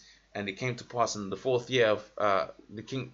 It came to pass in the 4th year of the king of Hezekiah, which was the 7th year of Hoshea, king of Eli, son of Eli, the king of Israel, that Shalmaneser, the king of Israel, king of Assyria, rather, came up against Samaria and besieged it. All right, and so Shalmaneser besieged it for 3 years. All right, and then in the first month of his successor Sargon II, Sargon carried Israel into captivity. And it says, and at the end of the 3 years they took it, and even in the 6th year of Hezekiah, right, and in the 9th year of Hoshea, the king of Israel, Samaria was taken. It says, and the king of Assyria did carry them away unto Assyria and put them in Halah, in the harbor by the river, right, and Gozan, and in the cities of the Medes, because they obeyed not the voice of the Lord, but transgressed in his covenant, all that Moses, the servant of the Lord, had commanded, and would not hear them nor do them. It says, for in the 14th year of Hezekiah now in the 14th year of Hezekiah did Sennacherib, which was the son of Sargon II, all right, king of Assyria, come up against the fenced cities of Judah and took them. Okay, so certain cities of Judah were actually taken by Sennacherib, but when they came to the fortified Jerusalem, they wasn't able to take it. Now I don't want to spoil, what happens there. We'll get to that in a second. All right. Okay, so I'm gonna stop there with the what's going on in 2 Kings, and I'll carry on with the history. It says, and Sennacherib worked systematically throughout his empire, putting down the insurrection. It says, Marodak Baal-Aladan expelled by Sargon in 709. So when Sargon came into power, all right, you had an individual by the name of Marodak Baal-Aladan, the king of Babylon, and really he should have been, what they say in the history, that that Sargon should have killed him, because what Marduk did, where you get, which is where you get the word, I believe, which is Marduk, and we read that in the history as well. I think I got a page prepared on this individual, that he started up all kind of insurrections when he went back onto Babylon. Now it was the spirit that he didn't get killed off, because really those really Babylon was going to be the next power, and I believe he sets the foundation off of the back of being released, man. It says, the prophet Isaiah had again warned Hezekiah not to listen to Egypt, and that's in Isaiah the 38th chapter and Isaiah the 31st chapter. But this time the pro-Egyptian lobby at the court was too influential, and the prophet's warning went unheeded. It says the kings of Tyre, Ashkelon, Moab, and Ammon, and Judah all withheld the tribute. And it says Padi, the king of Akron, refused to do so, and was handed by his own people to Hezekiah for safekeeping in Jerusalem. It says an anti-Assyrian policy was allowed. Anti-Assyrian policy allowed Hezekiah to provide the national worship of the Assyrian cultic element, a process that he had begun when he ascended to the throne in Second Chronicles, rather, more the 9th chapter and the 3rd verse. And he called the Levites to purify the temple and made the covenant with the Lord to serve him only. All right, and things used for idols were burnt in the book of Credon. All right, it says in temples, temple vessels desecrated with by his father Ahaz was rededicated, and in 16 days. And in 16 days, the temple was ready for worship. And that's 2 Chronicles 29:16. And it says, Hezekiah invited the Israelites from the provinces of Samaria and Megiddo to join Judah in celebrating at the Passover of Jerusalem. And many ridiculed the king's messengers, which was this talking about the biggest Passover that they have ever had. It says, but a few responded. And it says, and coming from Asher, Manasseh, Ephraim, and Issachar, as well as from Judah, to celebrate the festival. It says, he planned the celebration 1 month later than prescribed, so as to allow adequate time for the consecration, as 2 Chronicles 30:1. And it says, and in most other respects of the law were carefully observed. So it was reasonable to conclude that the demands postponed was most likely a consolatory measure to gain participation of the northern tribe who had been following the observance date instituted by Jeroboam in 1 Kings 12 chapter and 32nd verse. It was during this celebration that the king destroyed the bronze serpent Nehushtan, and all the people who were inspired by his actions went to demolish the pillars, Asherim, the high places, the altars throughout all the land. Tithing was reinstituted to support the newly organized priests and Levites, and feasts and seasons were once again observed in accordance with the law. It says, following the practice of his grandfather Jotham, Hezekiah reinforced his defenses. Most significant amongst was the construction of the tunnel of Gihon, the spring of the upper pool of Siloam in the southeast quarter of the city. This was an impressive feat of engineering, carrying fresh water through 533 meters of solid rock. This is, and the wall of Jerusalem was extended to include this fire source of water right in the city limits. Production of shields and weapons was increased, and combat forces organized, and that's pretty much it on that. It says, in 702, Merodach Baladan was forced by Sennacherib to retreat to Babylon, leaving his throne of Bel-Ibnai, a native Chaldean. Marching southward, Sennacherib received submission from Akkor, Joppa, Ashkelon, and Ekron. After a battle with the Egyptian allies at El-Taka, I believe, in the Judean foothills, Padi, king of Ekron, was returned to Jerusalem, and the mountaineers were executed. 45 places in Judea was taken down, and Jerusalem besieged. The land was ravaged by war. It says Sennacherib claims to have shut up Hezekiah in Jerusalem like a bird in a cage. and taking 2,150 Judeans captive, right, he imposed a crashing tribute on the city and forced Hezekiah to strip the temple, of its silver and gold, and that's in 2 Kings, the 18th chapter on the 14th verse. So if we read 2 Kings, the 18th chapter on the 14th verse, it says, "Now in the 14th year of the king Hezekiah, the Sennacherib, king of Israel, Sennacherib, the king of Assyria, come up against the fenced cities of Judah and took them." It says Hezekiah, the king of Judah, sent to Assyria, to Lachish, all right, saying, I have offended. Return from me that which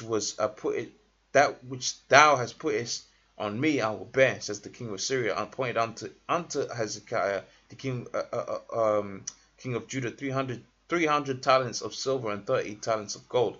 It says Hezekiah gave him all the silver that was found in the house of the Lord, and the treasure that was in the king's house.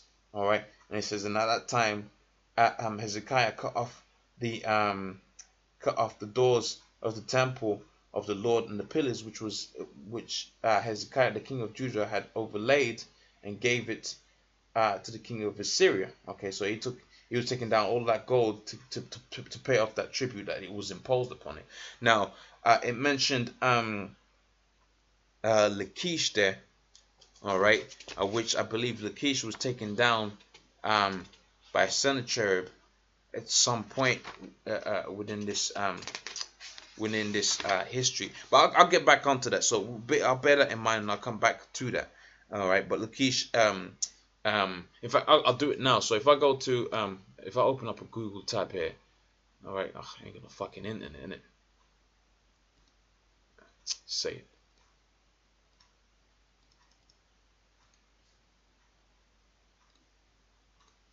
All right, okay. So basically, that should break. All right, it should load up again.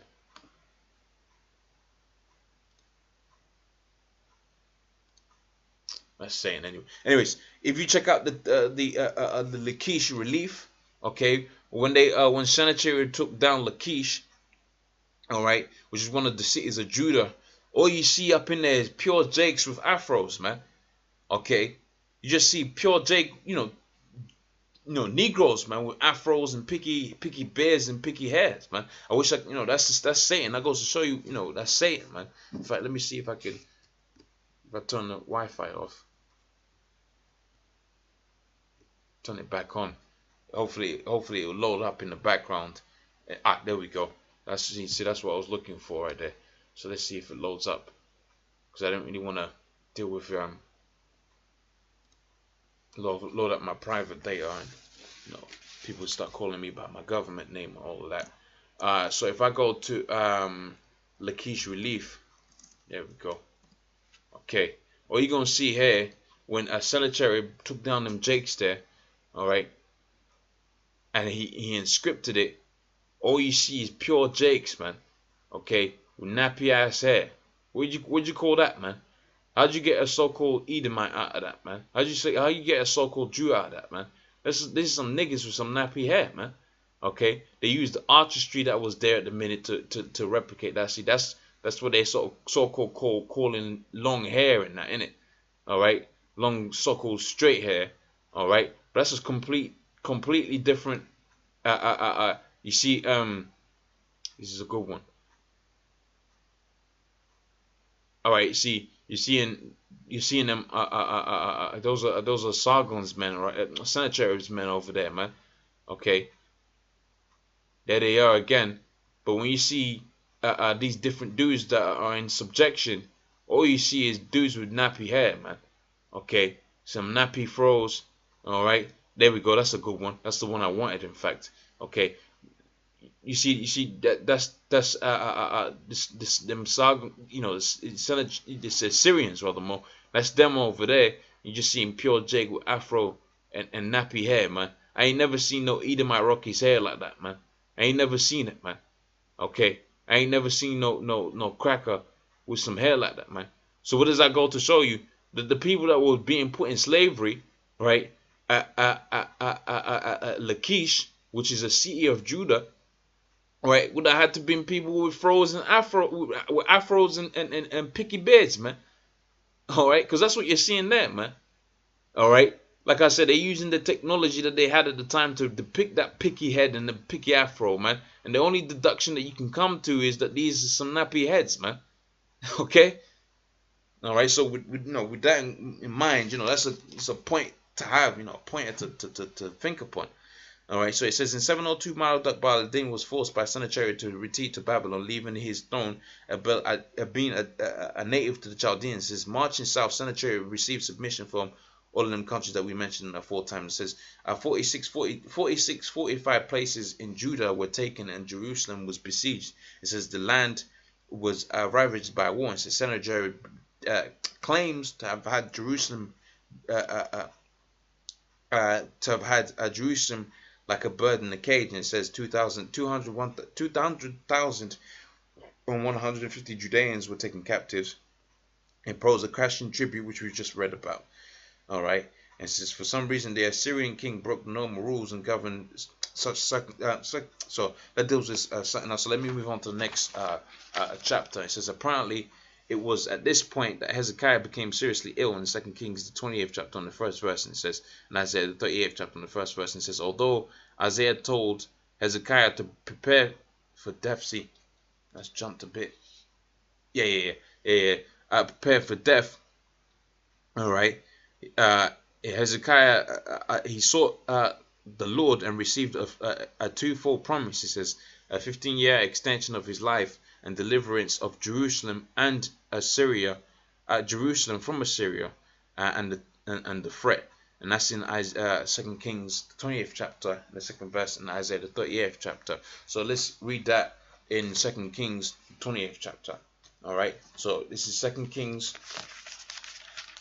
20:1, and it says, and at that time and in those days Hezekiah fell sick unto death, and it says, and the prophet Isaiah the son of Amos, which is this Isaiah, as in the Isaiah of the book of Isaiah, okay, and said unto him, thus saith the Lord, set thy house in order, and thou shalt die and not live. And he says, and then he turned his face to the wall and prayed unto the Lord and said, I beseech thee, O Yahweh, remember me that I walked therefore in truth with a perfect heart, and I have done that which is right in thy sight. And Hezekiah was swept sore. And it came to pass, Isaiah went into the middle of the court, that where the Lord came unto him, saying, turn again and tell Hezekiah the captain of my people, that thus saith the Lord, Yahweh Shimi Al-Shai of David, I have heard thy prayer, I have seen thy tears, and behold, I will heal thee, and in the third day thou shalt go up unto the house, and I'll add unto thee 15 years, and I'll deliver thee and the city out of the hand of the Assyrian, out of the hand of Assyria, and I'll defend this city for my own sake, for my servant David's. And Isaiah took a lump of figs and took it and laid it on to boil, and he recovered. Okay, so I'll pause it there. Okay, so back in within the history that I've got here, it says in this it says here, and it says Marduk Baladan sent envoys to Hezekiah ostensibly to congratulate him of his recovery from his serious illness, but more likely to assess what help he could give against the Assyrians. It says Hezekiah was so flattered by his overtures that he showed him the visitors everything in his palace, and it's written about within as 2 Kings the 20th chapter and the 12th verse. So let's read that.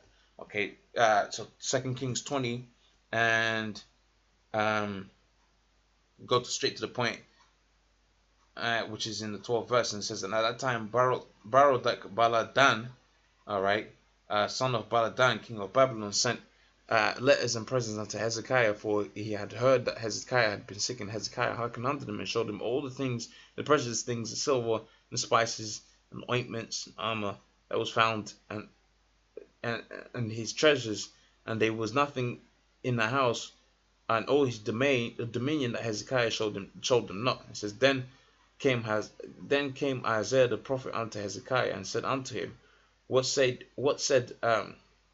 said these men? And says, from whence came they? And says Hezekiah said they came from Babylon, from a far country. And he said, um, what have they seen? And Hezekiah answered, all these things that are in mine house, and there is nothing among these treasures that I have not showed them. And Isaiah that said unto Hezekiah, hear the word of the Lord, behold, days come that all that is in thy house and all that thy father has laid up in stores shall be carried away into Babylon, and nothing shall be left. Okay, so it was like I believe that was like a test that it was set up for him.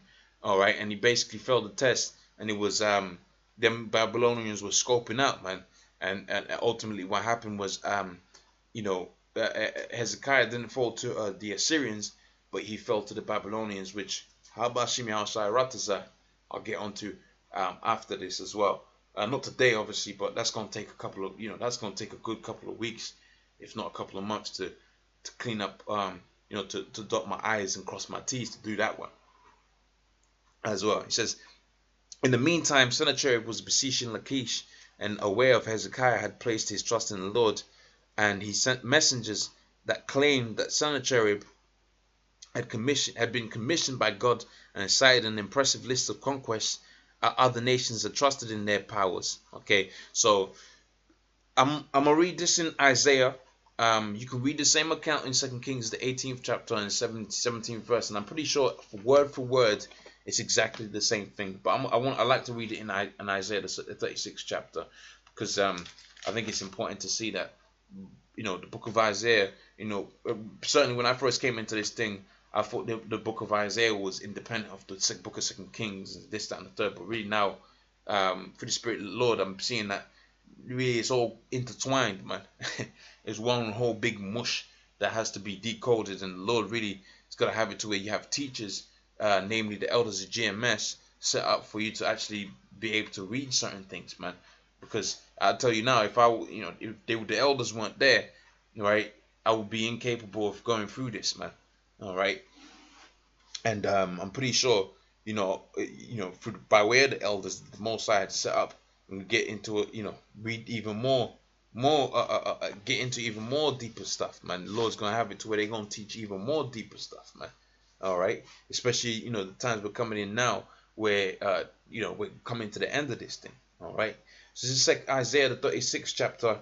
The first verse on down, it says, and now it came to pass in the 14th year of Hezekiah that Sennacherib, the king of Assyria, the Sennacherib being the son of Sargon II, being the brother of Shalmaneser, the fifth or the fourth, depending on what piece of article I'm reading. But certainly Shalmaneser, the son of Tiglath-Pileser III, okay, king of Assyria. All right, it says the king of Syria sent Rabshakeh from Lachish to Jerusalem. So remember, they had taken over. In fact, let me read this piece in the history first, and then we go back onto this. And it says, in the meantime, Sennacherib had besieged Lachish, and perhaps aware of Hezekiah's placed trust in the Lord. And I've read this already. Claimed that Lord, the king sent messages unto the city. So this is dealing with this. So when they had taken down the Jakes down at Lachish, they made this artwork, and you can see them are niggas right there, man. Some niggas right there, man. All right. It says hey, some niggas with no combs. That's what I can see right there. Okay. If I'm incorrect, I doubt it. But them some Jakes with some nappy afros to my eye. Okay. It says, and the king sent Rabshakeh from Lachish to Jerusalem unto Hezekiah with a great army, and he stood by the conduit of the upper pool in the highway of the full of field. And then came forth unto him Elkanim, Hilkiah's son, which was over the house of Shebna, the scribe, and Joah, and Asaph, the recorder. And Rabshakeh said unto them, say ye now to Hezekiah, thus saith the great king, quote unquote, of a king of Assyria, what confidence is there that thou trustest? I say thou, right? But what? But they are but vain words. I have counsel and strength for war. Now on whom dost thou trust? And thou rebellest against me. Lo, trusted in the staff of the broken reed of the Egyptians, because they had conquered them. He had, had certain wars with the magicians and the Egyptians, and he had won. It says, whereon if a man lean, it will go into his hand and pierce it. It says, so is Pharaoh the king of Egypt to all that trust him. But if thou say to me, we trust in our Lord power, is not he whose high places and whose high altar Hezekiah has taken away, and said to Judah and to Jerusalem, ye shall worship before this altar, because Hezekiah had taken down them false gods, man, and reinstituted the worship of Yahweh Hashem Yahushai. It says, now therefore give pledges, I pray thee, to thy master, to the king of to my master, the king of Israel, and I'll give thee 2,000 horses, and if thou be able to to set riders upon them. Just thinking about it now, I think he wanted them to become part of his army, because if you give a country 2,000 horses, they're gonna put riders upon them. One has to assume that those riders are gonna be, men of war, that he's gonna use as a means of war, like kind of like how you got nail, man. Kind of like how you got nail. So nail is supplied by American horses, if you will. Okay, and all that them European countries have to do is to set riders upon them. Just thinking outside of the box to really get an understanding of what's being said there. It says, how then wilt thou turn away the face of one captain of the least of thy masters, and put thy trust on Egypt for chariots and for horsemen? And I now come up without the Lord against the land to destroy it. The Lord said unto me, go up against this land and destroy it. Then said Elkanim and Shebna and Jonah, speak, I pray thee, unto thy servants in the Assyrian language, for we understand it, and speak not unto us in the Jews' language, in the ears of this people that all on the wall, that are on the wall. It says, Rab Shekar said, hath my master sent me to thy master to thee to speak these words? If not, he sent me to the men that sit upon the wall, that they may eat their own dung and drink their own piss. And it says, then Rab Shekar stood and cried with a loud voice in the Jews' language, and he said, hear ye the words of the great king of Assyria. Thus saith the Lord, thus saith the king, let not Hezekiah deceive you, for he shall not be able to deliver you. Neither let Hezekiah make you trust in the Lord, saying that the Lord will surely deliver us. This city shall not be delivered. Not be delivered into the hand of the king. The Lord will not deliver us. It says, this city shall not be delivered into the hands of the king of Assyria. Hearken not unto Hezekiah, for thus saith the king of Assyria, make an agreement with me by present, and come out to me, and eat every one of his vine, and every one of his fig, and drink every man of his own water, and of his own cistern, until I come and take you away to a land like your own land, a land of corn and wine, a land of bread and of vineyards. It says, beware lest Hezekiah persuade you, saying, the Lord will deliver us. Hath any of the gods of the nations delivered his land out of the hand of the king of Assyria? So they were saying, so hey, it's pretty much explanatory. I ain't gonna explain all of that. It's pretty much self-explanatory. It says, where are the gods of Hamath and Arpad, and where are the gods of Sepharvaim, and have they delivered Samaria out of my hand? It says, who are they among all the gods of all these lands have delivered their own out of my hand, that the Lord should deliver Jerusalem out of my hand? But they held their peace and answered him not. And it says, then the king, for the king's commander was saying, answer him not. And it says, then King Eliakim and the son of Hilkiah, which that was over the house, and Shebna the scribe, and Joah and Asaph, and the recorded to Hezekiah, and he rent his clothes. All right. Back to the history again now. All right. Let me just make sure this is still recording again. Okay. So So that's 144. All right. So let's carry on with this. So it says, in the meantime, Sennacherib dispatched a letter to Hezekiah with an ultimatum to surrender. This time Hezekiah does not seem to have been disturbed by the letter, and and confidently took it into in the temple before the Lord and prayed himself, rather than having Isaiah pray for him. And this is recorded within Isaiah the 37th chapter and the 9th verse.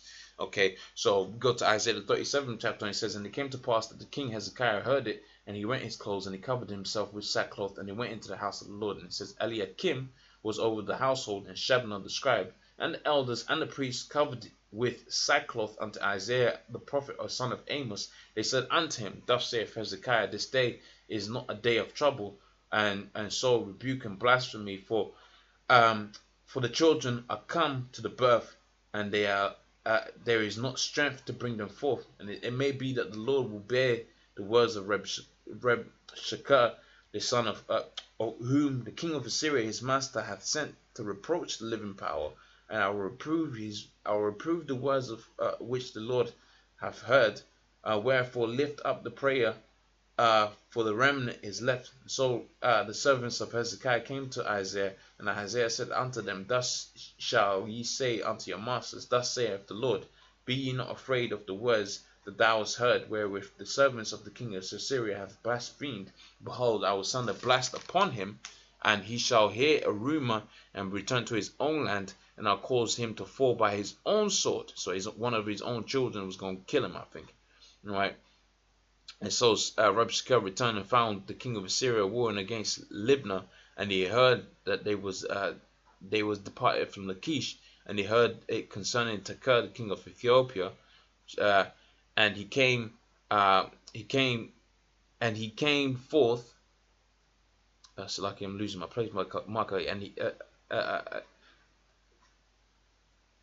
and as he's coming forth to make war with him, and when he heard it, he sent messengers to Hezekiah, saying, thus ye shall speak to Hezekiah king of Judah, let not thy power in whom thou trustest deceive thee, saying, Jerusalem shall not be given into the hand of the king of Assyria. Behold, that thou hast heard what the king of Assyria has done unto the lands which he has utterly destroyed them, and thou shalt be delivered. Have the gods of the nations delivered them from which thy fathers destroyed, as Gozan and Haran, as Rezaph, and the children of Edom in Telazar? Where is the king of Hamath and Aphad, and the king of Sephavim and Hana and Hazar? And it says, Hezekiah received the letter from the messengers, and Hezekiah read it, and he went into the house of the Lord and spread it before the Lord and prayed unto the Lord.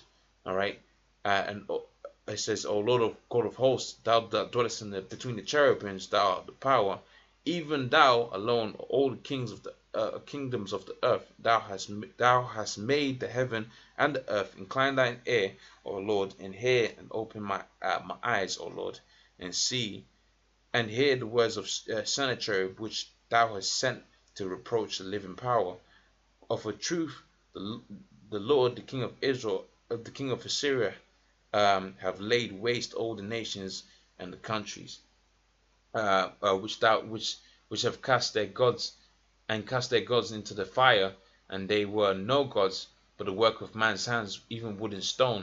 Therefore they have destroyed them. Now therefore, O Lord power, save us from his hand, that all the kingdoms of the earth may know that thou art the Lord, the Holy One. Thou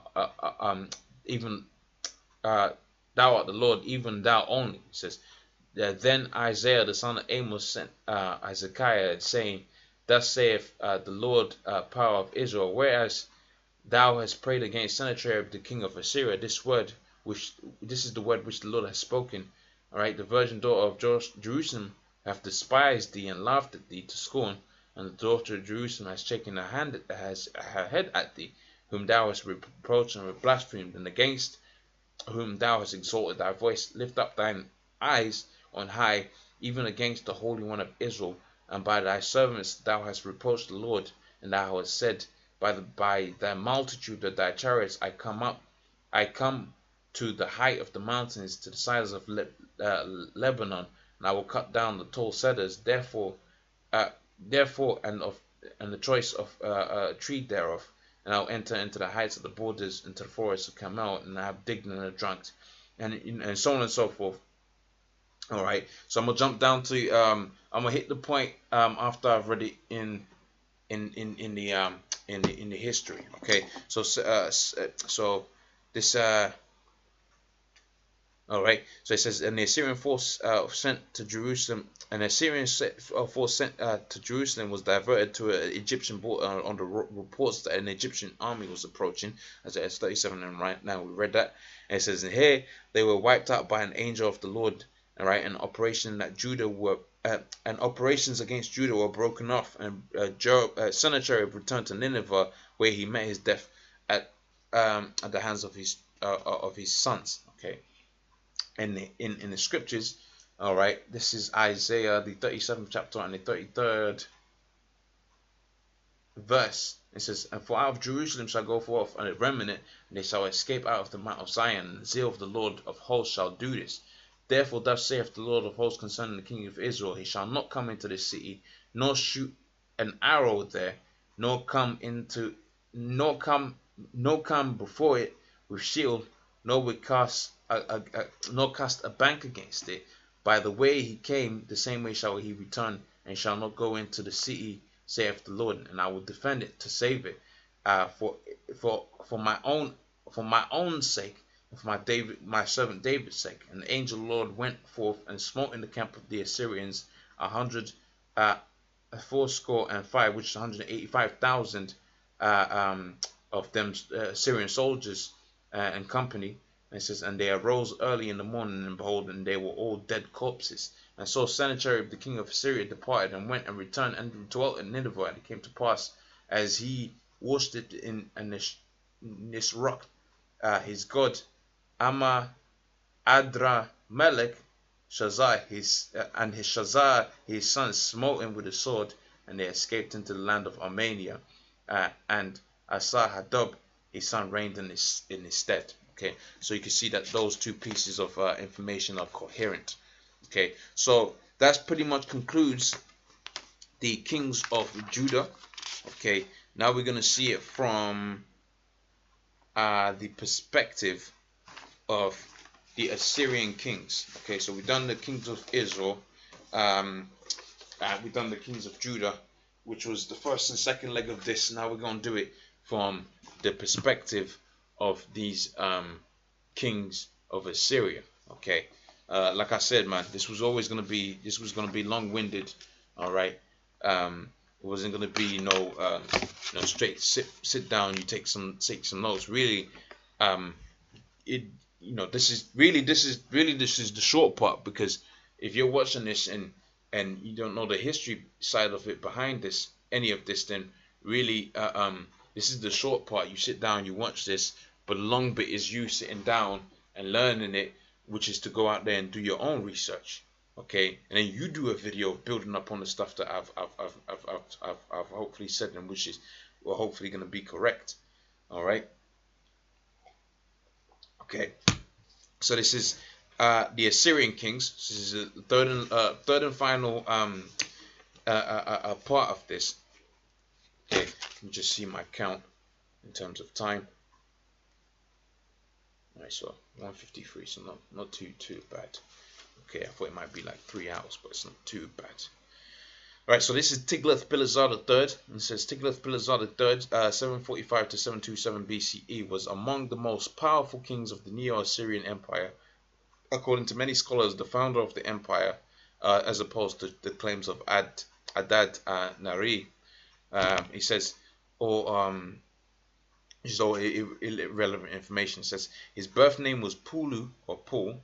All right, and he is called this in the biblical book of First Kings and First Chronicles.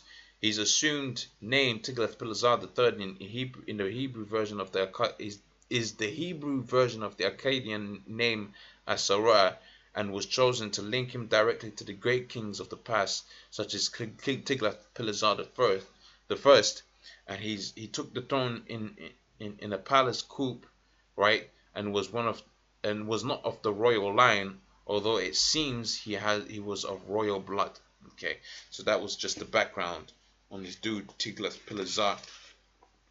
Right, now let's jump to the relevant information concerning Tiglath-Pileser, which is his dealings with Israel. All right.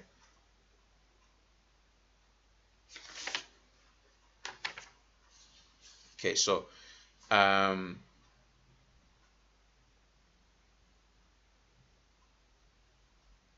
just bear with me. Let me just get a bearing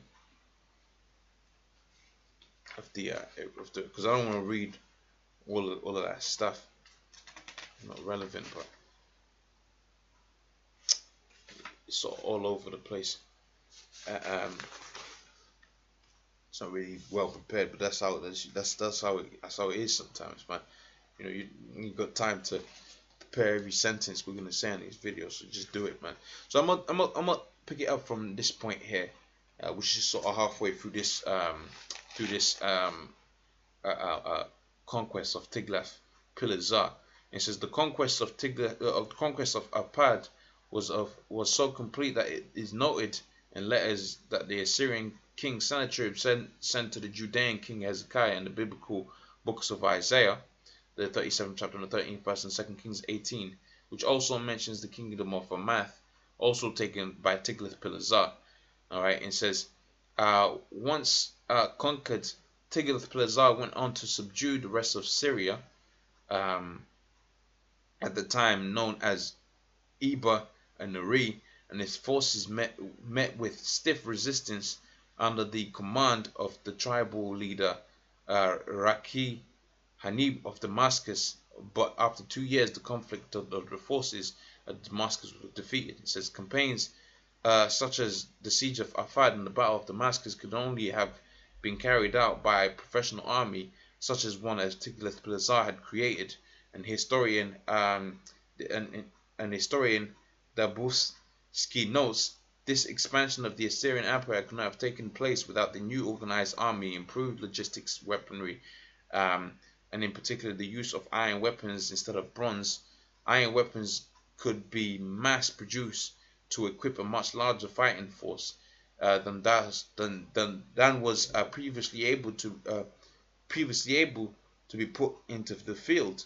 Of course, were stronger than bronze weapons. Still, Dabuski explains, even though we can distinguish an improvement in Tiglath-Pileser's the third's weaponry, in particular the siege weapons, the weapons alone are never able to win a war unless it is carefully planned. And Tiglath-Pileser was brilliant in brilliant successes in battle, in the military strategies, and his willingness to do whatever is required to succeed. And really, it was just the Spirit of the Lord put on him to win them particular battles. Because when he came up against Jakes, man, he didn't. They didn't really succeed. All right, he didn't succeed in them conquests. All right. Okay, so just to read a bit more on Tiglath-Pileser. All right. In addition to archers and slingers, the archers equipped with the new composite bow, which could fire longer range over advancing infantry, and forefront the siege engines, shook troops, and formations of chariots, mobile missile platforms, the ancient equivalent of tanks. These were no longer drawn at a slow pace by asses, but by much faster, larger, more rugged animals, horses. It says each chariot was powered up by four beasts. Besides, this was the army that men like King Menahem, right, of Israel saw threatening the cities. And it says, in Menahem's case, the choice to submit without resistance, paying Tiglath-Pileser 1,000 talents of silver. So when Tiglath-Pileser came up against Menahem and requesting that figure, that figure of 1,000 talents, man. when he saw that army that was put together, and really he didn't fear the Most High, but he feared that, what he could see with his eyes, man. All right. This transaction is mentioned in the book of 2 Kings, the 15th chapter, 19th verse, which we have already seen, as well as the Assyrian inscriptions. By it, Menahem saved himself and the city, and he only had to swear loyalty and pay tribute to the Assyrian government to avoid having his city sacked and the people slaughtered. And it says, and the decision and the huge cost paid off. It says, thanks to the Assyrian support, Menahem was the only Israelite ruler during the Anarchaic period who managed to retain his position and died naturally in his bed. It says, once loyalty was assured, regions such as Israel under excuse me all right, region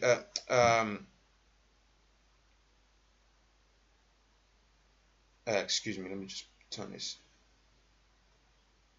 volume right down. Okay, so it says here, once loyalty had been assured, regions such as Israel under Menahem were allowed to retain autonomy and continue their lives as before. Okay, so again, this last bit is really just to add color to the stuff that we already got in the bag. All right. It says Tiglath-Pileser marched on the north and conquered the Medes and the Persians, expanded his empire far into the regions now known as Iran. And at this point, his empire encompassed the whole of Mesopotamia, right, the Levant areas reaching from the far Persian Gulf up onto the modern-day Iran, across the Mediterranean Sea, and down through Israel. And in 729 BCE, a revolt broke out in Babylon after the death of the king Nabonassar, who had been a loyal vassal. And Tiglath-Pileser marched on the city and put down the revolt and executed the pretender to the throne. And he then had himself crowned King Pulu of Babylon and officiated the sacred festival celebrating the new year. And he was the king of both Assyria and Babylon, and was at the height of his reign. Okay, and this is the last bit of Tiglath-Pileser. It says death and succession. It says after the success of Babylon, Tiglath-Pileser returned to the capital city of Kalu, right, in his palace, and he did not remain there long. A revolt in Samaria broke out, and he marched on the region to restore order, and he died of natural. And we read about that, okay, when he was dealing with the kings of Israel. It says, and he died of natural causes. All right, he died of natural causes. Remember that revolt was dealing with when who was it, Rezin and Pekah, and they joint forces to come up against was it Jerusalem? I forget the pinpoint revolt. Okay, it says he died of natural causes before he engaged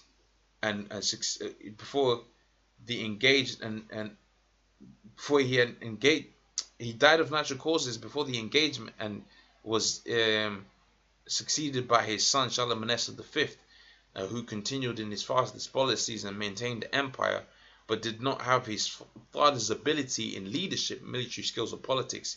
It was Tiglath-Pileser's younger son, Sargon II, 722 to 705 BCE, who truly inherited his administrative genius and military talent. And after 5 years of watching his older brother struggle to try rule the empire as his father did, Sargon II deposed his younger brother Shalmaneser V and took the throne. Although he did not expand the empire significantly beyond what his father had reached, he did enrich the region through the increased trade, significant relocation of population maximized productivity, and through his campaigns he brought immense wealth into the empire in the form of locked gold, silver, and precious gems. And Tiglath-Pileser's achievements laid the foundation for the future Assyrian Empire, which has come to be recognized as the greatest political and military entity of its time, and the model for all future uh, uh, to be based. So every time when them a new power came, they modeled themselves after the Assyrians. And one thing to mention about that was the relocation of people, which was what was mentioned over there. Okay, so the next king to mention is Sargon the Second. Okay, all right. So it says Sargon the Second. Says Sargon the Second was one of the most important kings of the Neo-Assyrian Empire, the founder of Sargonian dynasty, which would rule the empire for the next century until its fall. He was a military leader, all right, tactician, patron, arts and culture, and prolific builder of monuments, temples, and even a city. His greatest building project was the Dor Sharukin fortress of Sargon, modern-day Khorasan, Iraq, which became the capital of the Assyrian Empire under his rule. He was the younger son of Tiglath-Pileser III, 745 to 727 BCE, and possibly the younger brother of Shalmaneser V. He was not the chosen heir, but he took the throne from his brother under the circumstances that remain unclear. It is likely, however, that the orchestrated coup, after he had grown tired of what he saw from his brother's inept reign.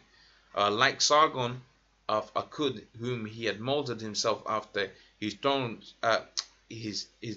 name Sargon means true king, which scholars interpreted as being as his means of legitimizing himself following the coup.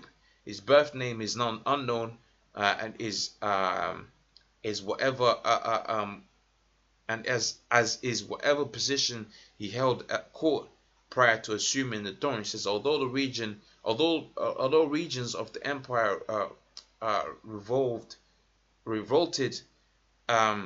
when he took control, he does not seem to have the support of the court. So Sargon maintained policies and strategies initiated by his father and improved military and the economy, and brought the Assyrian Empire to its greatest heights politically and militarily, and his reign is considered to be the peak of the Neo-Assyrian Empire. Okay, so let's go to the points that we want to hit on within this particular one. Okay, so bear with me.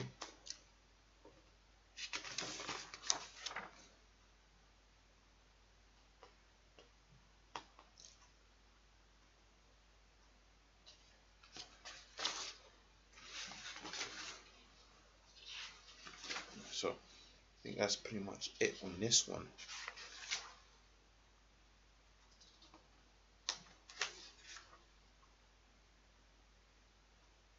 Right, so that's pretty much what I wanted to take from that.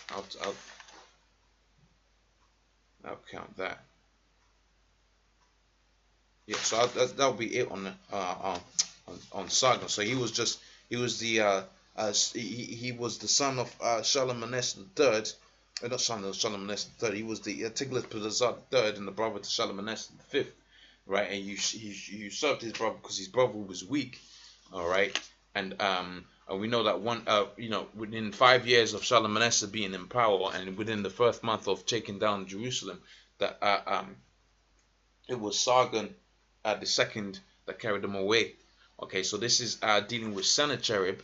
Okay, and it says Sennacherib, the second king of the Sargonian dynasty of Assyria, founded by his father Sargon II. He is one of the most famous Assyrian kings, owing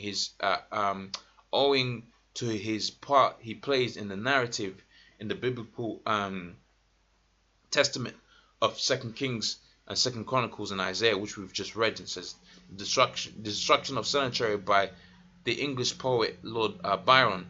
He is also known as the second Assyrian king to have sacked Babylon's temples and been assassinated for his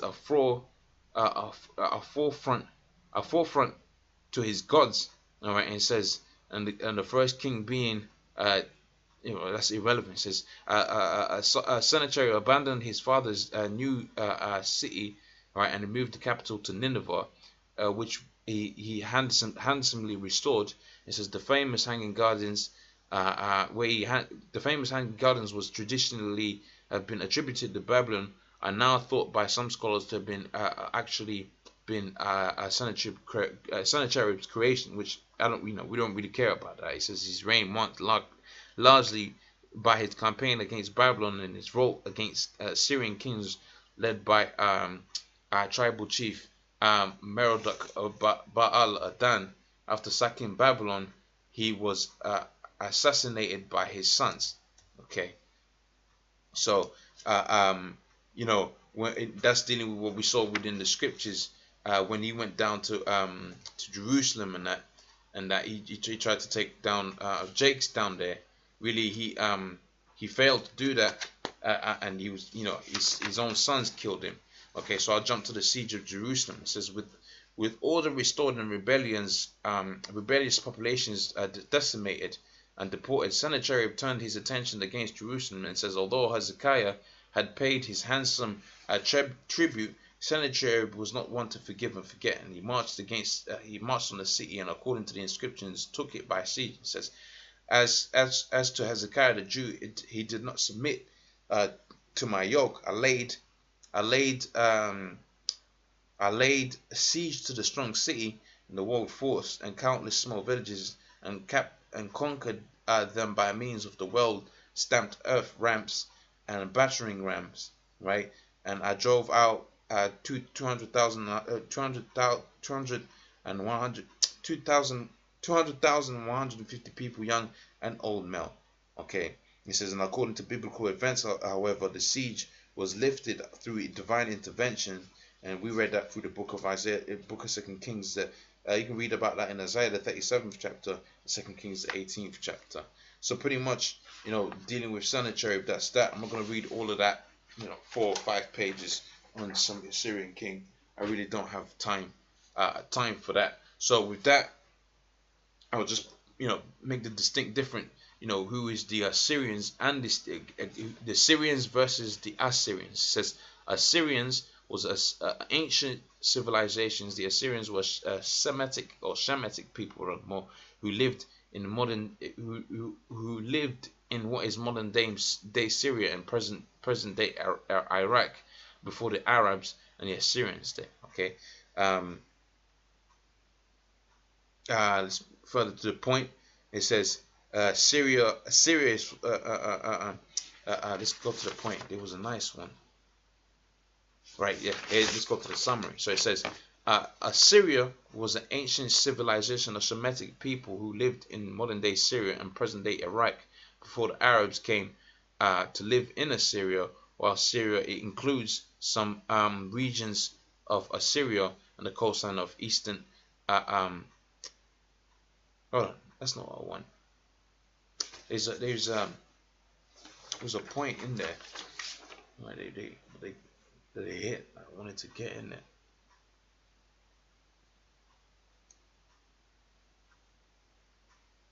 Bear with me, suck it. That's not what I wanted in there. I want to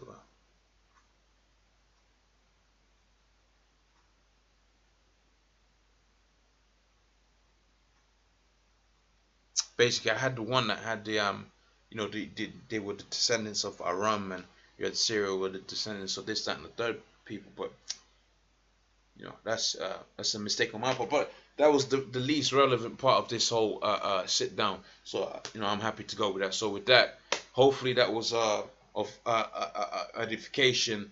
Salakia in the things that I didn't really, or I couldn't really get into as much. And hopefully, that was useful. So with that, I'm going to say, all praise unto Yahweh, Shemi Al Shai, double honesty, Apostle GMS, and honest brothers that be pushing this truth in sincerity. Shalom.